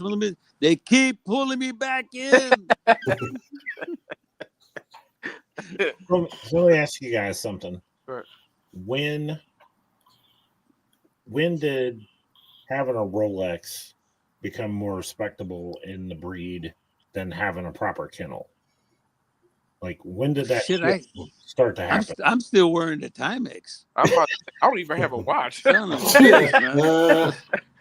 I don't even own. I don't own a watch, right? Yeah, but you know what I'm saying. Like, no, you're right. Yeah, you know what it is? It became the breed became a money breed. Mm-hmm. It's not about it became a status symbol. That's the sad thing. Yep. It's not about the dogs anymore. It's literally about how much can I sell a puppy for? How much can I sell off these dogs? I can give two shits. I tell people like this. My litters I literally put the money back into my kennel, my dogs. I have no choice. People don't, it's like I got soldier here, right? It's, I'm lucky if I get, honest to God truth, 3 to 4 breedings a year, as far as stud services. People don't, not to cut you all around, people don't believe that. They think because of who you are. Oh, they think I'm making millions. Yeah. They don't understand I'm Social Security and I'm in the breadline. You know what I'm saying? The thing is they don't understand is that I as far as like litters, I have 1 litter a year, dude. That's I know that. And that's actually, so long as I can pay dog food, I'm cool, man. But I'm not trying to say, I wish I had that kind of money? Yeah, sure I do, man. You know what I'm saying? I'm not gonna lie. But the thing is, I don't have that kind of I guess I don't know how to market, maybe. I don't know what it is I'm saying. No, you know what it is? No, I'm gonna tell you the problem is we're old and we are more worried about bettering the breed, about making money. Yeah. I said it a few episodes ago. This is a young man's breed right now because it's the young man who's popular. It's the young man who's influencing, right? Mm-hmm. The ones that show their new necklaces, the new cars, that's what's catching these new breeders. That's what's influencing these dogs. But you know the bad part about that? I'm gonna say something fucked up and Ron say I don't care. You guys are just like, you probably know about me, but I don't give a shit what I'm about to say.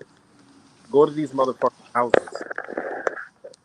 Let me see what your house is like. Let me see that you live with your mother. Let me Hans. let me see some of y'all can barely make a mortgage payment. Yeah. You know what I mean? Like it looks good on social media, but when we go see what you really out here fucking doing, oh, it don't match up, dog. Right. Mm-hmm. Like, you know what I mean? If I tell you how many people hit me up for advice and shit, and I watch them on social media and be like, I thought you know what the fuck you was doing. Why you DMing me asking me questions about shit that you look like America, you look like the top breeder in the world, but you really don't know shit. Right. You know what I mean? Like you won't believe how many people look up to are fucking dumb and cheap as shit. They want to make money, but they ain't trying to spend no money. On their dogs. They'll spend it on themselves. Yeah, they spend on themselves in a heartbeat, but not on the dogs. Listen, but when it comes to these dogs, I tell people I'm dog poor because all my money goes back to caring for the dogs, man. Absolutely. Exactly. It should go to the dogs. Like, it shouldn't go to being like, well, I got this necklace and I got this chain. But why? Again, like I said earlier, Kennel's rough. I've been wanting to buy me a gold bully and a chain for like the past 20 years. I got you, bro. Like, you know what I mean? I think about this though. I saw people. I'm gonna say it because I don't give a shit. Your dog should not be eating out of a pot that you cook in your kitchen. Oh shit! Boom, boom, hide your bowl. I can't afford to buy a fancy one like you. Goddamn it! You're an exception. Goddamn it! But honestly, like I've seen people feed puppies and like. Hey, I made a lot of maneuver on that pot. Goddamn it! Like you have what's the Chinese containers? You're feeding puppies out of that. Like a fucking bowl for Walmart is like $5. Right. Yeah. Like, come on. Like, what are we doing? Like, you want to tell me I want to sell litter, but you can't even buy goddamn cedar chips. A bag of trash supply is $5, $7. And honestly, it's probably worse than you think. I mean, it is. Oh no, I know breeders that have puppies, and the puppies never go to the vet. Bro, I've seen puppies never being dewormed. Right. Yeah. Well, I have to step in here. Because you know why, man? I don't take my puppies to the vet. I'm one of those guys. But I will say this though, I will put my 35 years of experience against any vet. Right. You know, and I'm not saying that. You know, I'm not trying to say that to be sarcastic or anything. But I go into my veterinary doctor, and I'll tell him what medicines to use, and he looks at me like, "How the hell you know this shit?" You know what I'm saying? I said because you're 30 years old, and I've been doing this for 35 years. No. I still ask questions like if I call my vet, first thing he says, "What the fuck you want?" Mm-hmm. He was like, "You got a degree in this shit." I said, "I do, motherfucker," but I still got questions. Like, I call Corey Key. I love her to death. She's like a sister to me. Her and her husband, Justin Key. Oh, like, man. She's awesome, dude. I still call Corey. I'll be like, "Corey, I got a question." She'd be like, "What do you want? What do you want?" I'll be like, "I have a question." She'd be like, "You know the answer." I'm like, I just need reassurance. You know what I mean? I just talked to Justin 2 days ago, man. I just talked to him yesterday. Yeah. I mean, but they're awesome people, man. Oh, definitely. But like you said, it's like you said, it's a young man's world, but the young man, it's like this. The old school, we used to say, you in this for the long game or the short game? Right. Most of these people are in it for the short game, but the thing about it is in the short game, they do so much damage. Right. Right. Yeah. Rob, we haven't even let these two guys talk, man. We just took over the damn show. That's all right, brother. Goddamn, I let you guys ask a question or something, man. No, you're fine. You're fine. Well, I mean, and really, the focus is how do you put a community back on track that strayed so far? Not saying everybody, but the majority. The problem is that a lot of the people that know, that have knowledge that they could share, are not the ones that are speaking up, are not the ones making all the noise on the internet. You know what I mean? Well, you know why that is, Roger? It's because I've heard this 1,000 times. They say there's no mentors. That's bullshit. And let me tell you why. There's mentors, but there's no listeners. Yeah, that's true. You know what I'm saying? They're screaming that the old guys and this and that. But the minute they tell you something, you get your feelings hurt and you stop talking to them. Because you know why? A real mentor is going to tell you shit that's going to hurt your feelings. Right. If he doesn't tell you that, he's basically blowing smoke up your ass, and he's fluffing you. But know, you and can't. if you can't accept that, then you don't want to learn, man. But you To can't. this day, I still learn from people that hurt my feelings, but that's the only way I'm going to learn. A true mentor is not going to try and get over on you. Right. A true mentor wants to see you be successful and see you do better. Like they're not my trying mentor, to sell you. They're not trying to sell you a puppy they're not to start you off. They're trying to sell you a stud fee. You know, they ain't trying to sell you shit. They're just trying to feed you knowledge. I'll tell you this. My mentor, I had two mentors. My first was George Banks from Delaware Kennels. You know what I mean? That's and another old school dog, been a long time. George literally said to me, he said, I know you have Nico. He said, any dog you buy from me from this point on is half off. I said, what? Now, mind you, my first dog, I spent $800 on this dog. Back in 2010. Rob, I laugh. You know why, man? I laugh because I've told the story to both of you gentlemen. You know, my first show dog. I mean, I had paper dogs, right? But my first actual show dog, I told the wife, "Yes, I'm going to buy a show dog." Oh yeah, go ahead, Ron, go buy it. Go ahead, sweetheart.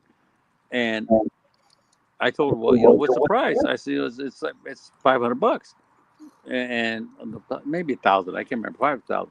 And it was from Patty Allen, and God rest her soul. And I told the wife, and she goes, I was very young. I got married very young. We had 2 kids, and she goes, $500. I said, yeah. She goes, oh no, that ain't happening. You got kids to feed, right? Yeah, I'm not lying. You see, honestly, $500 was a lot of money in the 40s. So, we're gonna go there, Roger. All right. Roger. Don't get him started. Hey, Hans, you better take care of your boy because you can get in trouble real quick. Don't start his shit. Dina, where you at, Dina? So. Oh shit. You're on the couch tonight, fucker. You're in the. Oh, excuse me. I better. Okay. So so with that being said, she tells me, so you can get them, but you ain't taking money from the check, right? So I said, well, shit, that's the only money we got. So what I did, believe it or not, is, and this is the true story. I put a barrel in the lunchroom and I told everybody, hey man, I'm collecting cans. I got this project I want to work on, and I bought my first show dog collecting aluminum cans, dude. And this is the truth, man. I'm not lying. And I had a blast, and I got bit by the show bug, and I would do anything to get a dog. I got stories that would make you laugh. I'll give you another story. You're gonna laugh. This is a great story. I went to this guy. Madera is another town about 15 minutes north of me. So this guy put up an ad. He was selling dogs. So I went to his house, right? And he had the old Cotton Bullet / Crenshaw lines. And if anybody knows these dogs, these were like very famous, box dogs. And when I say box dogs, they're real fighting dogs, man. Yeah. These are the real deal. Oh, these were the other Edward Scissorhands of the pit bull world. So I go to this guy's place, right? And I fall in love with this guy. The dog's name is Escado's Death Stalker, black and white.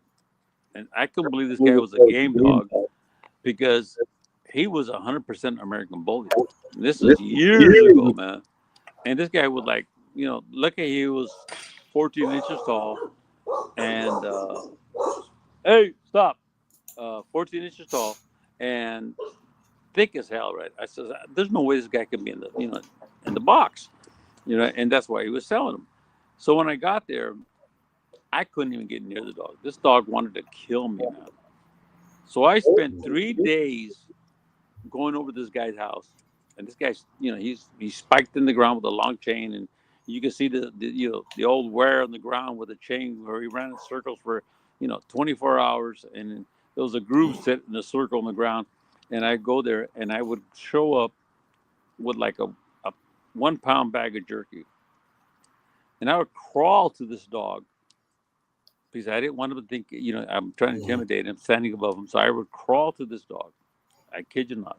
I wouldn't even look at him. I would crawl and I knew where he was, you know, how far he could reach. And I would get there, and this guy wanted to just eat me, man. And I would toss him a little piece of jerky. And on the third day, he finally took jerky from my hand, right? And this is how stupid I was, man. So I finally got the dog to accept me, right? After like 3 to 4 days, just I'm not kidding you, man. Crawling up to him on the ground, giving him jerky, so I could gain his confidence. So I finally got to touch the dog, and he seemed kind of, you know, not so apprehensive, but still on guard. And so I said, okay, I'll take the dog, right? Now here's the stupid part. So I'm excited, right? So I get this dog, right? I just love this guy, man. He's amazing, man. I swear to God, he's a black and white soldier, right? And so I says, I gotta have this dog, man. I'm obsessed with the dog. So I finally get the dog I get his confidence, right? So what do? I go to pick him up, right? This was after like 3 to 4 days, just getting his confidence. And this is how dumb I was, man. I get this dog, right? He's comfortable with me. I throw him in the back of my station wagon. And guess what's in the station wagon with me? My wife and my 2 kids. This fucker wanted to kill me. And I didn't even think about it. I just threw him in there with the back of the station wagon with my kids and shit. And I bring this guy home, man. I'm like, you know, I look back now, I said, this guy could have killed us all in the station wagon. You know what I'm saying? But that's how obsessed I was getting this dog. You know what I'm saying? And right. This is a real story. I mean, you know, I look back now and I said, man, this guy could have, you know, I could have put him in there with my kids. He could have ate all the kids and me and everybody in there. But, you know, but that's how obsessed you get with these animals, man. And this is a real story. Yeah. I mean, it's, again, you don't find too many people like that. No. You don't find too many people that's obsessed. If you ask most people why they got into this, they're going to lie to you. Say, I love the breed. All right, well, what have you done? Oh, but I had a couple litters. What does that mean? Like, what if you these dogs? Like, do you really love the dogs or do you just love the money? Right. I'm gonna tell you from personal experience, I can't love the money because we ain't made none. You know what I mean? Hey, don't feel bad, Hans. I'm still in the red, man. And I've been doing this like 35 years. That's a true statement. That's a true because you got to think about like when I moved to the house I'm in now, like I had my dogs in crates because it was a brand new crib, so I had to build my whole kennel setup. Right. Man, that alone, just between the dog kennels I already had, I had to buy more kennels, the setup, the concrete. Man, that shit was like 15 grand. Right. Yeah. And then I added more kennels, and then I added more what I already had in my kennel, and it was like then COVID happened, so the price of wood went through the roof. Oh, fucking retarded! And then there's a lot of COVID breeders. Didn't we talk about that? See, so I'm gonna tell you, it's so funny how the Rob, stop stealing my shit, Rob. I'm sorry. I'm sorry. I apologize. I respect my elders. Yo, Trash Supply hated coming to my house, dog. I was getting delivered. I had like 4 kennels delivered, 5 dog houses, water pails, food tray. The guy was like, "Yo, what are you raising? Wolves back here?" I was like, "Yeah, don't worry about it. Just don't come back here at fucking nighttime." You know what I'm saying? Yeah, we do have to talk about why in the last hour. What happened? We know what you was doing there. He's like, huh?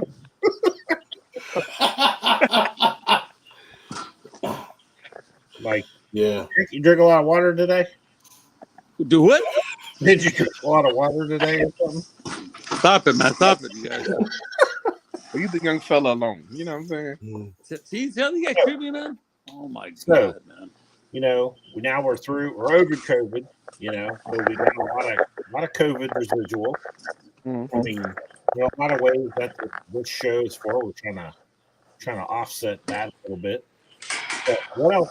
What can be done? What can be done to get the American? So, me personally, I think what could be done is somebody has to have 7. I think that's wrong. He's doing it wrong. Ron, stop moving. Well, I'm trying to move. I'm getting cold, and I got to find a warm spot. I got to charge my phone. Give me a second. Go. Go put it down. I swear to God, he hasn't fucking changed. You thought I was lying to you. Right. So I think what has to happen, like, like you have 7, right? Mm-hmm. It would take somebody somebody said, oh, well, Roger, I want to use 7. What's your female look like? It looks like this. Nope, it's not going to happen. Right. You have Cowboy. Nope, not going to happen. It has the people to say no. And then it has to show, okay, people be smart. What have you done with them? Well, I'm going to show you what I did with them. Right. You got to, people have to work together and stop being like, oh, well, guess what? I'm going to charge you X amount of money. No, then is the dog going to give you what you want? Is it going to make 7 a better dog? Is it going to show what 7 can really do? Is it going to show what Cowboy can do? Is it going to show what my dog Desai can do or Namor can do? Is it going to show our males or our camp, what that dog can really do? Sometimes we got to say no. Right. I'm a firm believer of the best offspring of any stud should come from the stud owner. That's very true. If somebody outproduces you, that's a problem with your stud. That means you haven't used your stud, or you really don't know your stud. But at the same time, too, it also comes to make the community get back to where it was. People may not agree. You got to put people on blast about that. Right. Everybody's scared to tell somebody like, "Yo, this motherfucker did bad business. This is the whole story." Man, don't tell Rob, you're speaking volumes, dude. You have no idea, man. Like, yo, you can't tell half the story. Tell the full story. Be legit. A lot of these people now will not tell the full story. Well, their fault. And then also too, if somebody's a piece of shit, put out there a piece of shit. Because guess what? They're going to go ahead and get somebody else, and it's going to be recycling. It's going to happen over and over and over. Right. You know what I'm saying? Well, and one of the other problems is that we went through a period of people thinking that their actions on social media were somehow helpful to the breed. They thought that trying to destroy it was hurtful.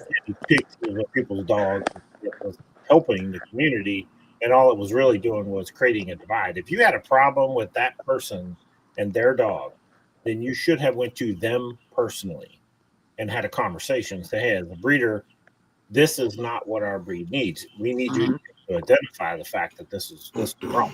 This is not good. Don't say nothing to the person's face and then come and get on Facebook and talk and trash those people's dogs, because all it does is create a divide. You're never going to reach that person at that point. You're done. Like anybody, I'm confrontational as a bitch. Like I'll call you directly. This is the other thing though. I mean, this is what really hurts me, man. Honestly, the truth is, I use Rob for an example, right?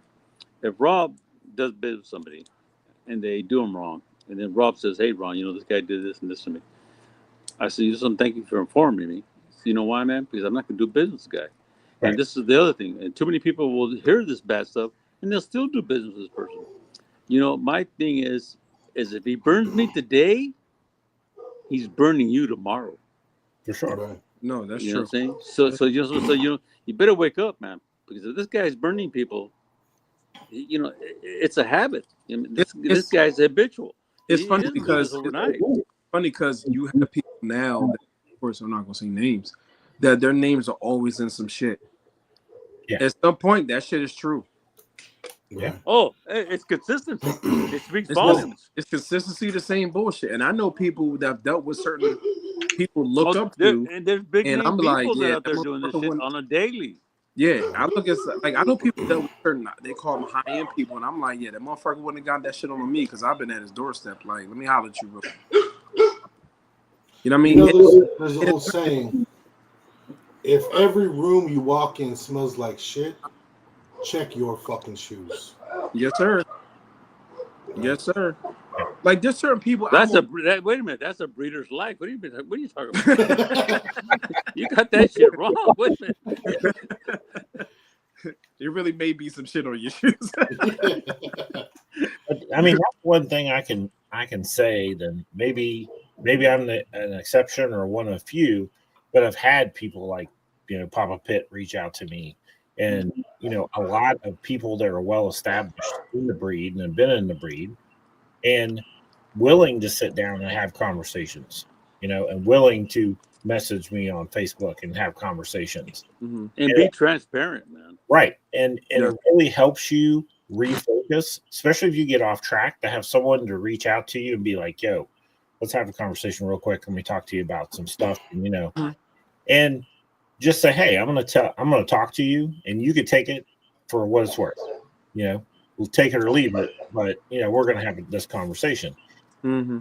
But there's so many people out there that could use that conversation or, be exposed to that information, but it's like they're almost closed-minded to it. You know what I mean? It's like they just don't want to hear it.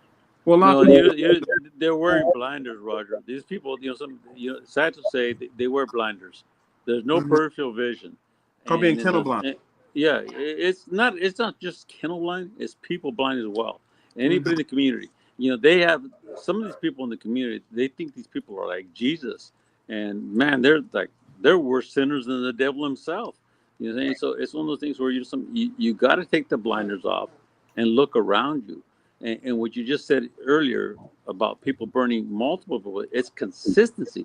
You're not the first victim, man. You got to wake up, man. Some of these guys are modern day vampires. They feed on you, man. The more passionate you are, the more they want to take your blood. And once they take it all, they throw you those, roadside. And if you look back, on their road, there's a lot of dead bodies. Because you're not paying attention to what the fuck is going on. Well, the signs are there, but the problem is people, like you said, they get blinded. I mean, you have people in this game that are opportunists too. Oh yeah, absolutely. They befriend certain people and use certain people to get what they want, and they act buddy. They'll leapfrog. They'll get to know you to get to know that guy. And that's why I call these guys modern day vampires. They search out people that are passionate for this breed and suck the life out of them. And it's a shame. And before we go any further, I just got to say, man, I do a lot of. I've been blessed that I get invited to do a lot of blogs and so and lives. But I have to say, I got to give my props to Roger and Hans. Every time I come on here, it's always good conversation. It's educational, and there's not a lot of bullshit. So I really respect and appreciate these guys. And there's a couple of other guys out there that I've helped them with their blogs and so that, and just for you two guys, stay true to what you're doing, man. Because some of these people, once they lose focus and they get all the notoriety, they start chasing other things that really don't support and grow the breed. So with that being said, I respect you both and thank you for allowing me to be part of your podcast a couple of times already. So I just want to get that out there before I forget, man. I appreciate that. We appreciate we love that, you, man. Ron. We love you. Who's that there? For you to even want to sit down and give us knowledge, give the community knowledge and talk to us. You guys are gonna get me in trouble with telling some of these stories. You're gonna get yourself in trouble. They're gonna be a hit on me before tomorrow, man. Yo, just come to my crib. You be all right. You're good. There you go. You're hot out there. Come to my crib in Jersey. You be all right. I'm gonna feel like I'm gonna offend like Hillary Clinton. You know what I mean? Jesus. But in I think it was the last show, I told a lot of people, I'm like, you should be in this breed for a year before you buy a dog. Like going to shows, meeting people, and I think another huge you're speaking volumes, Roger, would prevent you from being taken advantage of if you waited a year. If you were in the breed and just knowing people, shaking hands, you would be more familiar with people in the community. And I think it would be tougher for those people to, latch on to you because you're new and don't know any better. Before you spend a dime, if you've been in the game for a while, then it's harder for those people to. Roger, what you just stated, man, is my mantra. But the fact of the matter is that it may sound crazy, and I probably hurt myself more than anybody else would hurt me, because I have talked more people out of buying puppies from me or using my studs because I'm transparent. I'm going to tell them what I expect, and I tell them what they say. And the sad thing is that, a lot of people like that, they're chasing the money. And trust me, I'm a poor guy. I would love to have all the money in the world, but I'm going to tell you, I'm going to be honest with you, and there's not very many people like that. They're trying to sell their studs, they're trying to sell their puppies, and they're gonna, I call them used car salesmen. They're gonna tell you whatever you want to hear to make that sale. And one of the most questions I get, and I've done a lot of lives, a lot of I've been blessed that I probably have done, God, probably at least 7 magazines. And one of the biggest questions that comes to me is, what advice can you give to a new breeder? And I tell them, be patient, because new buyers, man, when they got money in their pocket, man, the old adage that, the old adage that, it's burning holes in the pocket. I heard that for many years as a young boy and everything. And I wonder what that meant. And now I know, because these guys, the first fat, fluffy puppy they see, they're going to drop a bag. And that's a shame. And I tell them all the time, first of all, I tell them, pick what you want to do. I don't give a damn if it's an exotic, an Excel, a pocket, a standard, a greyhound. Go to shows, talk to a lot of breeders, do research online, understand what you're looking at, because what happens, they don't know what they're looking at. They just, like I said, they just see the first fat puppy, and they want to drop the money on them, right? And I tell these guys all the time, I see some study, go to shows, go look at litters. I don't give a damn if they're in your own town. Look at as many litters as you can. Understand what you want. Whether, again, going back to what I was saying, if it was exotic or pocket, understand what you want. And then research those breeders. And don't be afraid to ask questions of other people about these people. Fact check them. Shit, they did it to the presidents, do it to us guys. You know what I'm saying? You know what I'm saying? You know what I'm saying? Do your research. Ask about Papa Pit. I have nothing to hide. Ask anybody. What's funny? It's funny that I want to piggyback on something Ron was saying. So Ron and I talked last year about I was gonna get a dog from Ron, right? And that's how long we tight ass.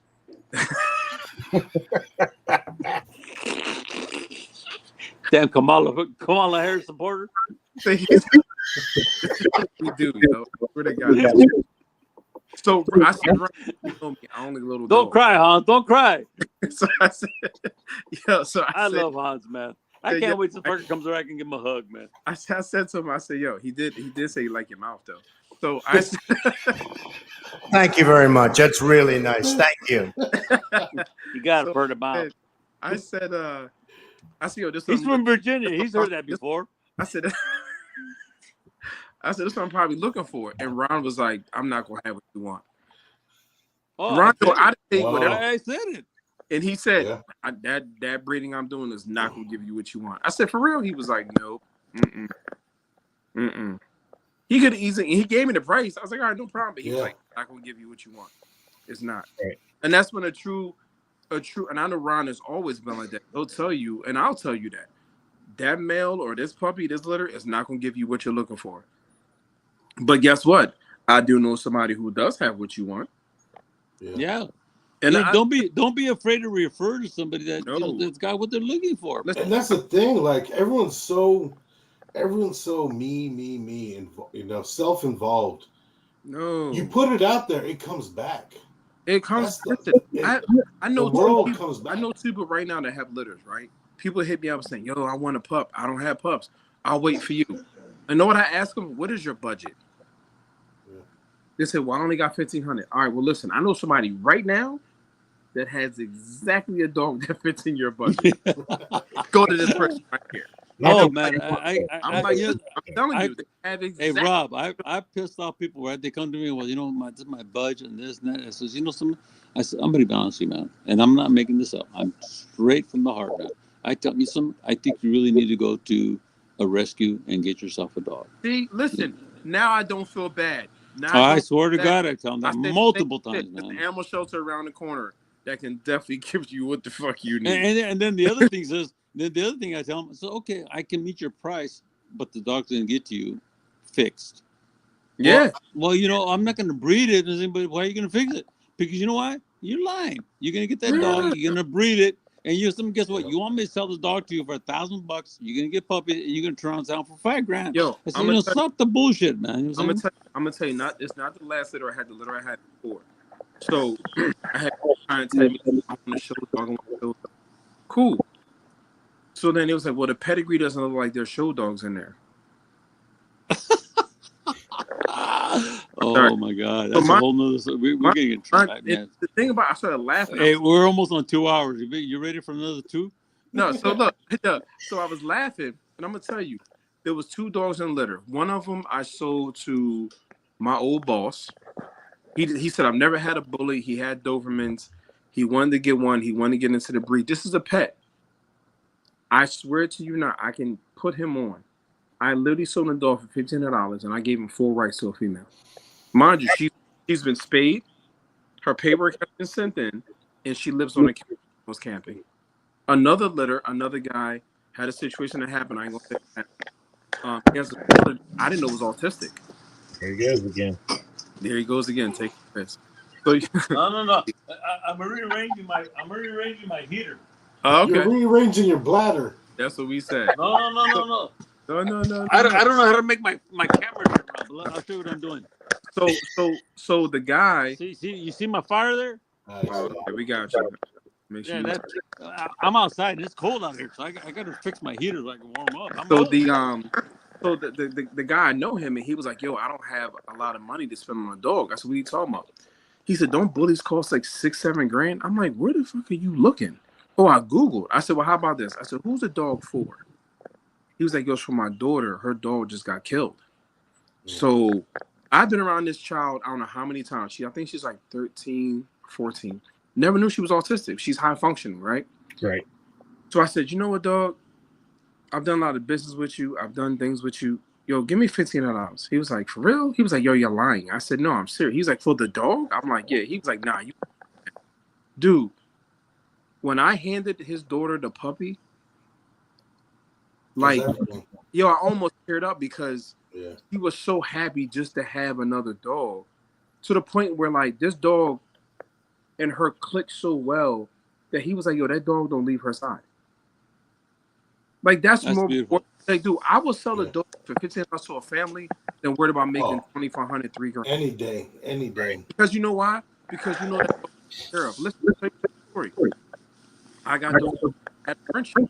I was like, "Yo, you're Frenchie, he gotta go." I spent a nice amount of money on the dog. My own cousin. I gave my cousin what he wanted for the dog. I said, "Yo, he was your gift. I don't want this dog. He gotta go." I gave them to high school friends. I gave him as a pet. His wife wanted a Frenchie. They have a great home, and his wife was like, I just love the breed. I just want him as a pet." Man, this motherfucker goes to work with her. He goes camping. He sleeps in the bed with their daughter. He does whatever he wants for free. Black and tan Frenchie. Here you go. Nice. And guess what? It pays forward because they'll call me and go, "You know what? I know somebody wants to buy a puppy." I'm like, "For real?" "Yeah, they see him or they see the bully we got from you or your cousin. They going to spend." I said, "Cool. It's just a pet. I ain't going to charge money." "Well, you said pay work?" "Yeah, it'll be pet only." They don't even care. You know how many dogs I've sold for full price or for a discount to pet homes and they never send in the paperwork? Yeah. And these dogs have been spayed and neutered, and the dogs are the best life. Right. And you know, the thing is, people don't realize that is your greatest walking advertisement. Yeah. Oh yeah. Normal Your people. greatest walking, because now Rob, they know that you're legit, right? Just don't sell Someone no that dog. inquires- Just don't sell no dogs to Hans because they're gonna have them for dinner, man. Let me tell you right now. Dog off. Cut Ron. You cut off, Ron. You cut off. You don't get an invite to the cookout, bro. Oh shit! There you go. See? No, he's gonna be checking your food and shit now. No, Hans gave me a taco, and after I ate the taco, I started chasing cars. Started barking. Ron's like, "Well, wait a minute. I thought Hans had 4 dogs." Hey, see, that's how you know he's lying, bro. If I was gonna serve him food, it'd be with white rice, brother. It would be with white rice. It was Spanish rice, cabrón. So when you're cutting the dog out, let's say it's to a potential breeder, Mm-hmm. I'm assuming then that price is different. It's not pet home prices at that point. No, but at the same time, if you're going to if you want to breed, yeah, you're going to pay a price. But I'm going to make sure you're getting the dog that you pay for. Yeah, and also, right.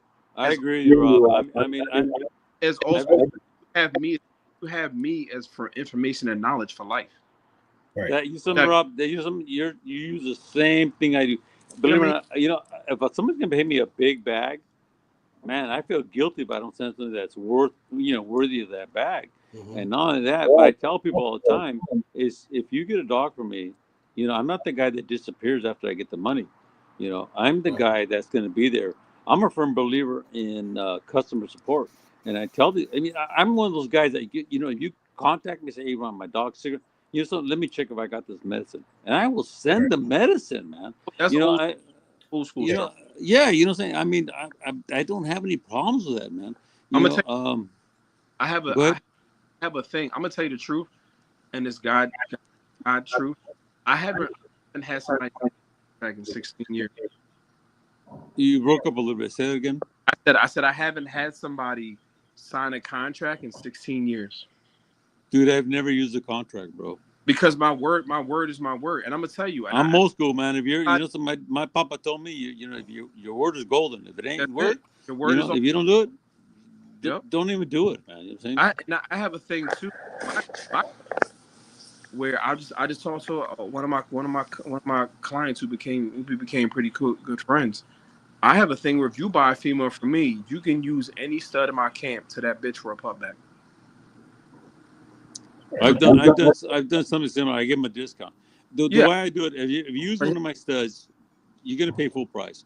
But if you come back for a second time for that same stud or another stud, you're gonna get a $500 discount. Guarantee. That's right off the top.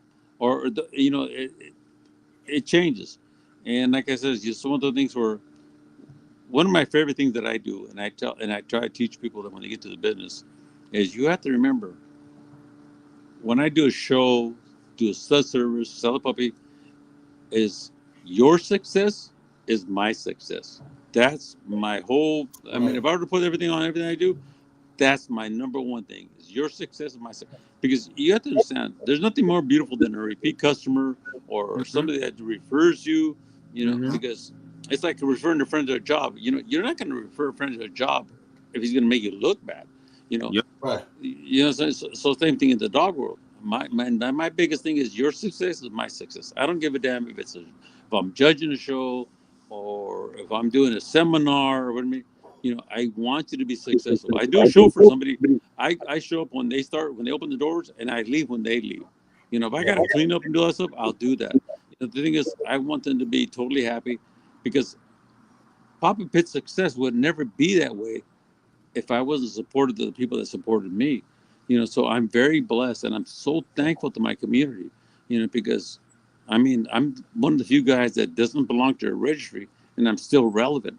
It's one of the things where I've been blessed, and sometimes I feel like thank you is such a small word for the community that has supported me. And I feel like, how do I tell these people, thank you? I mean, I wish I could give everybody a hug. You know what I'm saying?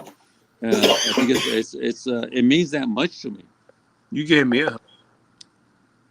What? The thing about customer service, right? A lot of these guys will. As soon as they get the money, they're gone. They disappear. They're gone. Right? And there's only so many people you can go through like that.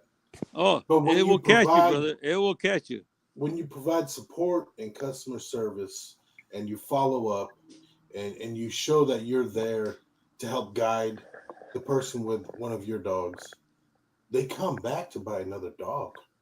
Oh, yeah. Oh, yeah. They come buy another dog, or guess what?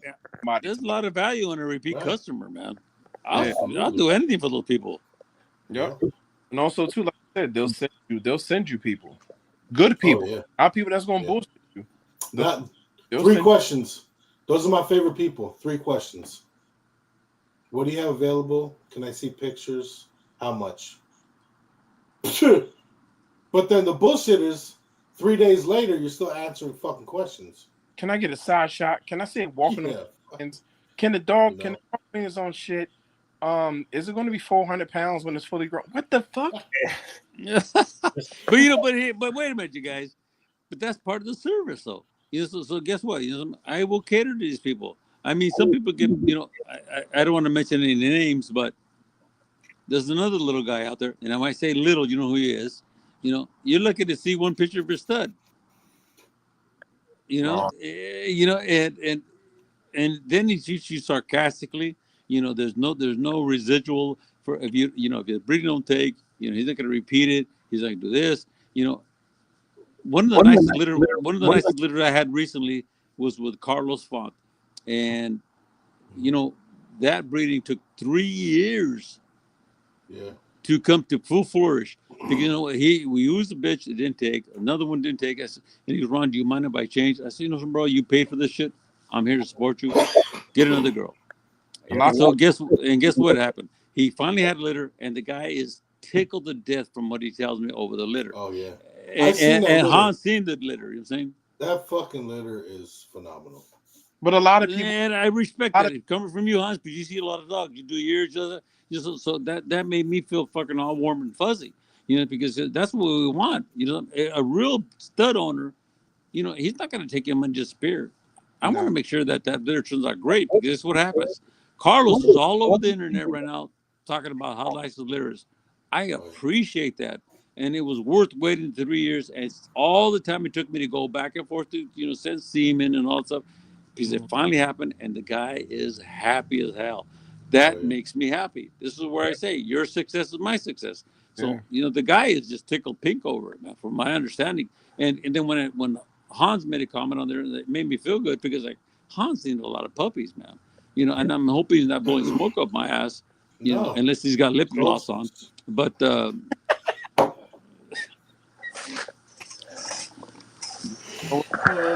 got a pretty mouth, Hans.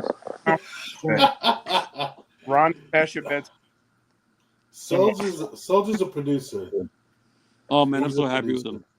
He's a producer. And Hans, I both of you guys, even Robin here, Robin, Hans. If you guys were to come out and see this guy, you'd be blown away, man, because he's not a monster dog, dude.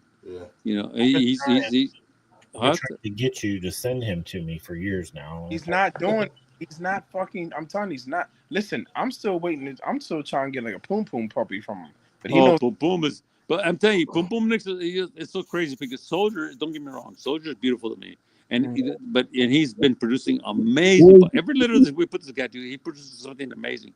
It's not going to be an entire litter because I'm not going to blow smoke people that. Who has a litter that all 10 puppies are going to do great? It's not real. If you get 3 puppies, man, you're hitting home runs. Yeah, I mean, Brian Westhaver had a pretty badass fucking litter off Soldier. I'm glad you mentioned that. You know why, man? Because Brian, and this is truth, man. He told me, Ron, you have to see this litter, right? So he said, you have to see this litter. So, I would love to, but, I'm in California. I just can't fly out all over the place. And Ron, I'll buy your plane ticket. Come out. See. He bought the plane ticket. He was so jazzed. And when I got there, these puppies were I think they were 6 weeks old, 7 weeks old. And I'm not going to lie to you, man. I was blown away, man. Because the entire litter was wow, man. I was I could not believe it, man. Yo. I think he had one pup at the whole thing that was a little more terrier. And he would have been somebody else's pick in the litter. The entire litter was mind-blowing. And I'm so happy for him because, like I said, he got amazing puppies, man. The entire litter was amazing. And you have Cowboy, and I see Cowboy son of a bitch. That fucker's beautiful, man. But Ron, that puppy that you're talking about, nice. Which one? The one that you said you thought was a little more terrier out of that litter he had. That one, I saw the whole litter. That one pup turned out real nice. That's what I'm saying, though. I was saying that would have been somebody else's pick of the litter. Yeah, but the entire litter was bananas. Well, he had a boy, man. Speaking of bananas, he had one named Johnny Bananas right now. Yo, he's nice. Is he still alive? I think one of them passed away. Yeah. Little. The little one. The little one. Rob got a phone call. Uh-oh. You got help. Johnny Bananas. Look, Johnny Bananas could kill the confirmation ring. Yo, Oh, Yo, yeah. he can. Who has them then, Hans? Brian does. Brian has Oh, him. is it really? Oh my God, Yeah. dude. He Dude, would I seen that absolutely puppy. kill a I fell in love combination. with him, dude. Yo, I think honestly, I think Johnny Bananas is the most slept on one out of all of them. Oh, No he's shit. the most. To me, he's the most complete nose to tail. Yes, he Hands is. down. I haven't seen no pictures of him lately. What happened to the dog? Because he be at the crib chilling next to the Chilling. pig, chilling He chilling next to the hogs. next to the hogs, Yeah. chilling. But you brought up a good point, is that another thing a lot of people need to really start to focus on is stop being so focused on how extreme the dogs are at a young age. Yeah, because it's crazy because people have to understand you can't put too much weight on a puppy, it'll destroy a puppy. You're right. It'll destroy him. And also too, just because he's extreme as a puppy, don't mean he's gonna be extreme as an adult. Man, I keep my puppies kind of lean the way I feed them. And I found a food that I just love for my puppies, man. It's a food called Open Farm. What is that? Now, check this out, man. In the old days, I do like everybody else in the dog world. I would get dog food, puppy food, and I put goat's milk and all the supplements and everything, right? And I would be eating like, pies when they were shit. So I started using Open Farm, and I go straight from the mama's tit to Open Farm. I don't add goat's milk and everything, and they poop solid. They look fantastic. I mean, they grow really nice. I mean, it's amazing food, man. And I mean, I really love the stuff. What's the price per pound? It's expensive, man. It's like I think it's like 22 pounds for like $80. I think it is. Yes. Good God. That's like man. That's like But like hear me out, you on guys. dog food. No. Hear me out though. Here it is. This is where a lot of people fall short. Okay. Yeah, it's expensive, right? And I'm only going to feed it to them until they leave me, right? So now, do I want to sell somebody a dog and they receive it and he looks inebriated? The coat looks all fucked up and everything else, and I'm saying they get the puppy from me and they're like, holy shit, what did I buy? But on the flip side, when they get a puppy from me, the coat is shiny, the dog's shitting hard and everything else. I see them, oh my God, he's a nice pup. So it's a small sacrifice to make customer satisfaction. Exactly. You know what I'm saying? So when I ship that pup and they get him, they're like, oh my God, this is the best puppy I've ever seen in my life. That makes me feel good. But I tell them, I said, listen, when you get this puppy from me, and this was the same thing when people say, can you guarantee me a show dog? No, I can't guarantee you a show dog. Nobody can. And let me tell you why I say this. Is because why? Because they may be heavy-handed. They don't know how to feed. They don't know how to, they don't know how to give the dog the proper acclimation to this, environment. So I hear guys all the time say, well, he's 100% show dog. Well, yeah, you're right. When he leaves you, but who knows what they do to him? With you, yeah, you know what I mean? I don't know if they beat the dog or they feed him, top ramen noodle, whatever it may be. You don't know what they do to them. So I tell them, the way I explain to people, he is a show potential dog, and it's up to you to continue caring for him properly. And when we talk about environmental, but environmental is everything of the above. Yep. In other words, it's the way you treat them, the way you acclimate them, the way you feed them. I mean, it's a big scope, man, and people don't understand that. And I got people all the time that I just can't make them understand that. It's once they leave my house, I can't guarantee that, man. I can tell you the people to get a hold of. I can tell you to some. If he goes to Rogers, Roger has people that he knows how to handle his dogs and so forth. He knows how to feed them. Same thing with Hans. They go to that dog. Same thing with you, Rob. You guys know how to do this stuff. But if it's somebody new and they're being sold this stuff, goes back to the old used car salesman. They're going to tell you what you want to hear. Yeah. I'm going to be real, man. But you know what? But you know what? Too, you also have in that retrospect. What I'll just think about now is, as far as breeding, everybody is scared to use dogs as tools to get what they need. Like, you know what I mean? Like, man, you're speaking volumes, brother. Like I can use 7. I can use Cowboy, because I've seen these dogs. You know what I mean? And I tell people, some people will be scared to use 7 because he's an extreme dog. And people are like, "Oh, he's too much. I can't." What you mean? That dog probably can give you everything that you want. Yes, he has his faults. Yes, my dog, the side, has his faults. Cowboy has his faults. But guess what? You forget there's pieces of these dogs that That can you can give you put. what you need to fix what you lack in your program. Right. But people say, "Oh, well, I don't want to use a dog because of this." Then guess what? Keep being in the classic world. Keep being where you're at. That's Keep right. being where you're at. Because guess what? I'm gonna use the motherfucker to get what I need out of that dog, and I'm gonna move forward. You can keep being behind, and that's the problem. Everybody now is still behind. Right. Well, that's the thing. Like, People are scared to take risks. People, and that's the difference between a Facebook breeder and a dog person.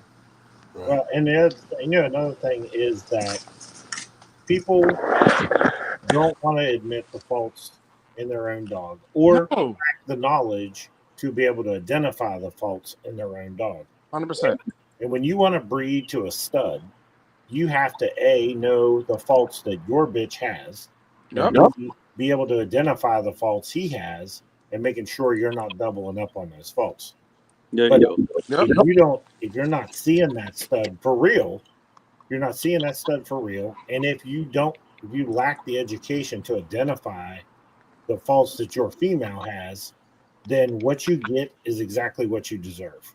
But that goes back to You, what Ron was saying. You have to have the mentor, and you also have to look for yourself and gain the knowledge. You have to know what you're buying. You can't buy into the hype. You have to well, know, and if you I'm buy gonna, into the hype, you got to know what the fuck you bought. Yeah. Right. I'm gonna give you a prime example. I got a boy here, which is Macchiato, and Maki is a chocolate boy, right? And he's a standard size, right? And the dog, I swear, man, the dog's conformation, he's just amazing, right? And nobody knows about the dog. And people ask about him all the time, and I send them, they go, well, what is he? He's a standard. I says, and they feel threatened by that because everybody's chasing the pocket class. Okay. And I'm sure Roger has experienced this. I'm sure, Hans, Rob, everybody chasing the little dog, right? So what they don't understand behind Maki, for example, I'm just using for example, is that everything behind them is pocket. I mean everything. This guy, everything from generations of pocket, So he can produce. and oh, he produced Boom Boom, and Roger told me, he says, Ron, send me Boom Boom. I have him fucking grand champion out of the week, and and I would look through that, but the sad thing is, I send out probably 3 dogs with the same promise, and all 3 dogs ended up dying, and it broke my heart. So my wife, she won't let me send any one of these dogs out here across the street, because because of the bad experiences we've had. But that dog, I'm telling you, that dog What she says goes. Let me tell you oh that. yeah, but no doubt, but the thing is though, You got to get on her good side, is what you're saying. oh, have to, man. I live with a woman. So here's the thing, so I don't want to turn into a Nancy Pelosi, but Oh my God, here he goes again. but what I was gonna say though is that this boy is amazing. I mean, and I know the boy. I know what he can do. His mom looks very terrier, but she comes from very bully dogs, right? And his father is an extreme. If I were to show these 2 dogs, you say there's no way you got this dog, because Young Money was a freak, and his mother, which was Mia, was a little tiny thing. And when we did the breeding, because I like taking my, I've dubbed the term. I have to say, I pat myself in the back. I gave birth to the term extreme to clean, and when we produced him, he came out amazing, and he's actually Soldier's uncle, and his mother. It's so funny in that breeding because the boys took more after the mother, and the females took after the father. I gotta love that. Oh, I mean, it turned out just amazing, right? And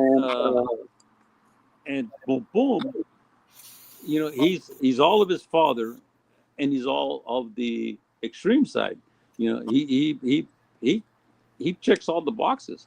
You know, and nobody uses Maki, and I get Pum Pum's still new out there. I mean, he's older, but I'm a poor promoter. You know, I don't go to shows and all that, but the dog's amazing, man. And the guy that's out there is Soldier, and Soldier, I'm so happy with him, man. Like I said, I put a post just the other day, man. I couldn't be happier, man, because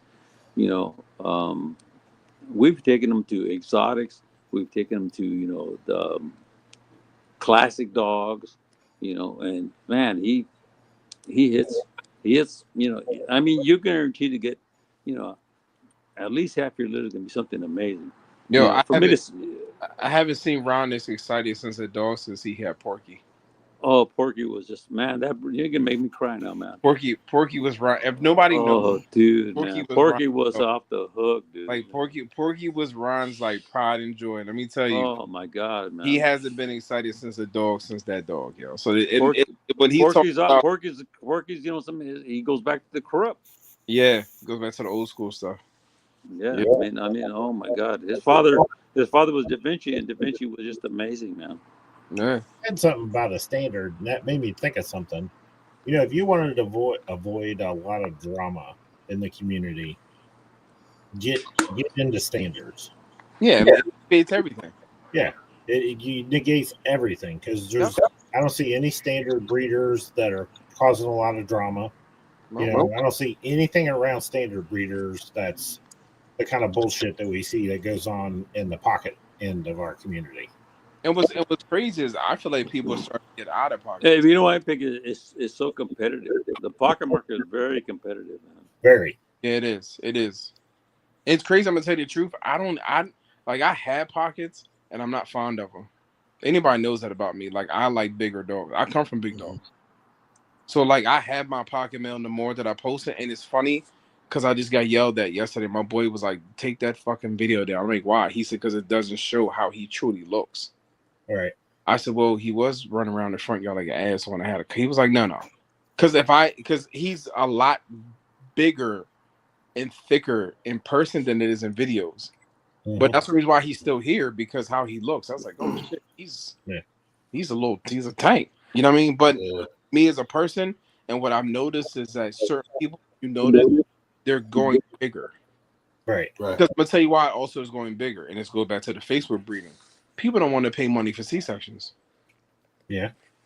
Because I notice in every state it's crazy prices, but I'm like, oh man, prices for veterinary services is crazy. Just what you got into, but people are like, oh, I gotta pay a C-section, I gotta do that. Well, listen, you wanted this little ass fucking dog. What do you think was gonna happen? Comes with the territory. I don't know. We even with our bigger females, we always have that shit money on hand. You have to just in case. Yeah, schedule them. That's another topic that you're right about. These people don't understand. You better put at minimum $5,000 aside, man. Just in case. Man.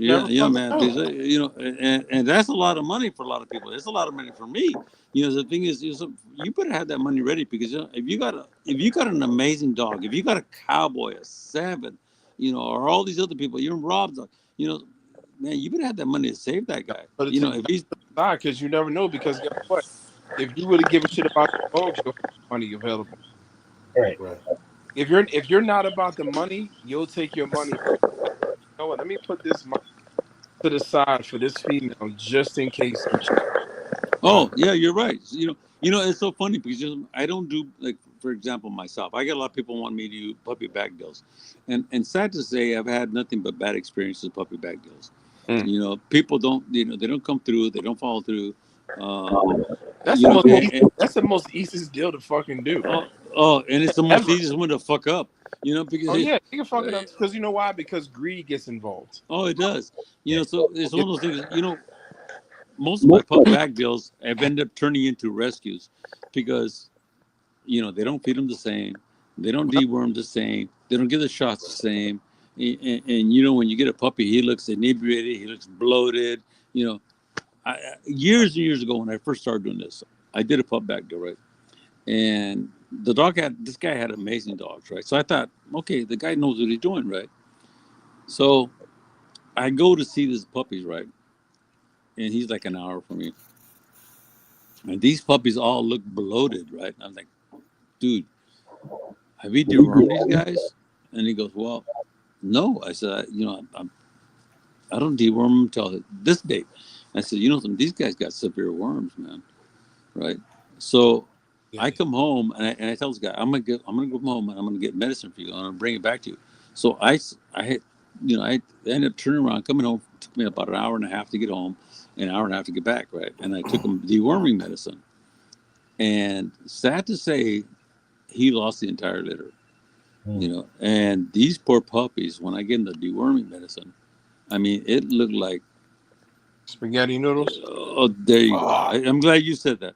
It looked like, it looked like freaking damn, it looked like faux, to the power of 10.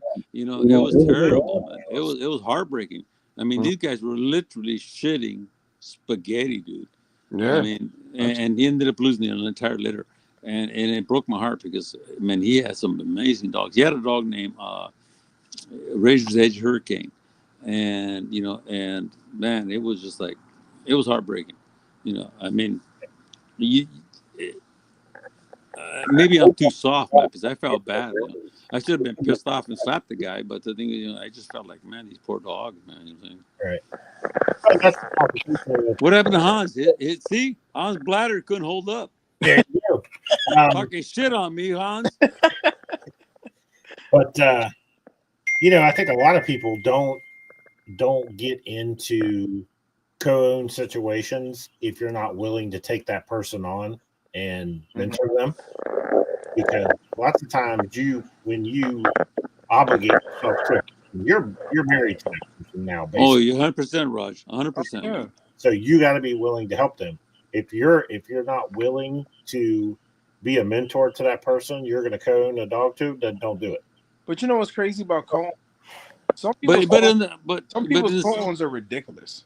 You're right. Like, some people's co-owns are this like, yo, I would never do that on a co-own. You know what I mean? Like, my co-owns are actually simple. They're very, very simple. But some people's co-owns are just astronomically like ridiculous what they want. Oh my God! Listen, Rob. There's. I'm not gonna say what it is, but there's one particular breeder, right? That his co-owns are like retarded, dude.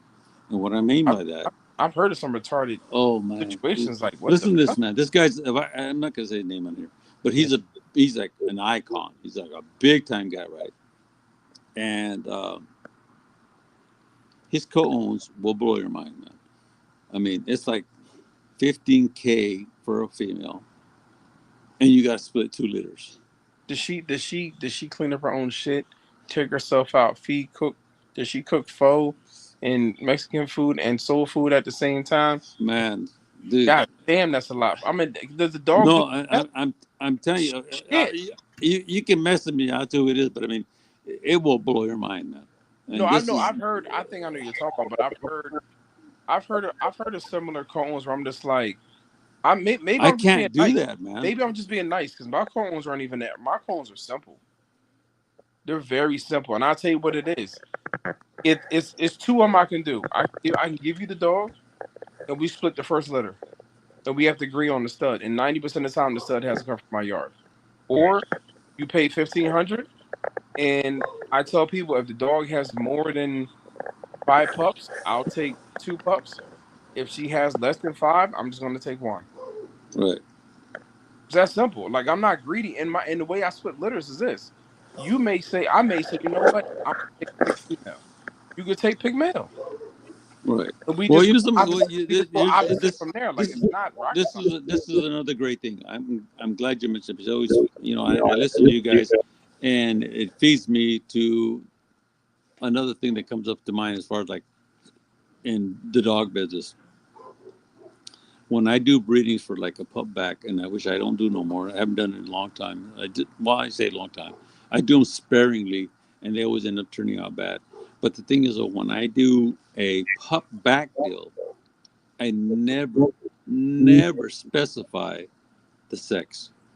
And the reason being is that you never know which is the best puppy you're going to be able to litter. Right. It could be a female, it could be a male. You know, and when I learned this lesson, it was many years ago, right? I found this bitch, and her name was Nike, and the girl was just phenomenal. Because I've always liked bully dogs from even my days and back in the game dogs and everything else. So I told the guy, I said, listen, what was his name? I can't remember his name now. But I said, listen, I want a female. He's okay. Let's do this. So, good old handshake. We do the breeding, right? This bitch was my stud, and she was gorgeous. It goes back to Patty Allen, my mentor, one of my first mentors, and she passed away. I said, I want a female. So we did the breeding. The bitch had 11 puppies, man. Not one female. Shut up. I swear to God, man, not one female. I know you. So I had to settle for a male, right? But since I said female, he took the first pick male, and I got second pick. So, and I can't dispute that because that was the deal. That was the deal. Yeah, and I'm gonna honor the deal. That's me. I'm gonna honor it. You know what I'm saying? If I got to eat grass freaking next month because I fucked up, it's my fault. That was the deal. So from that time forward, I have never specified the sex of the puppy I'm getting. Gotcha. I'm gonna take the best pup. Period.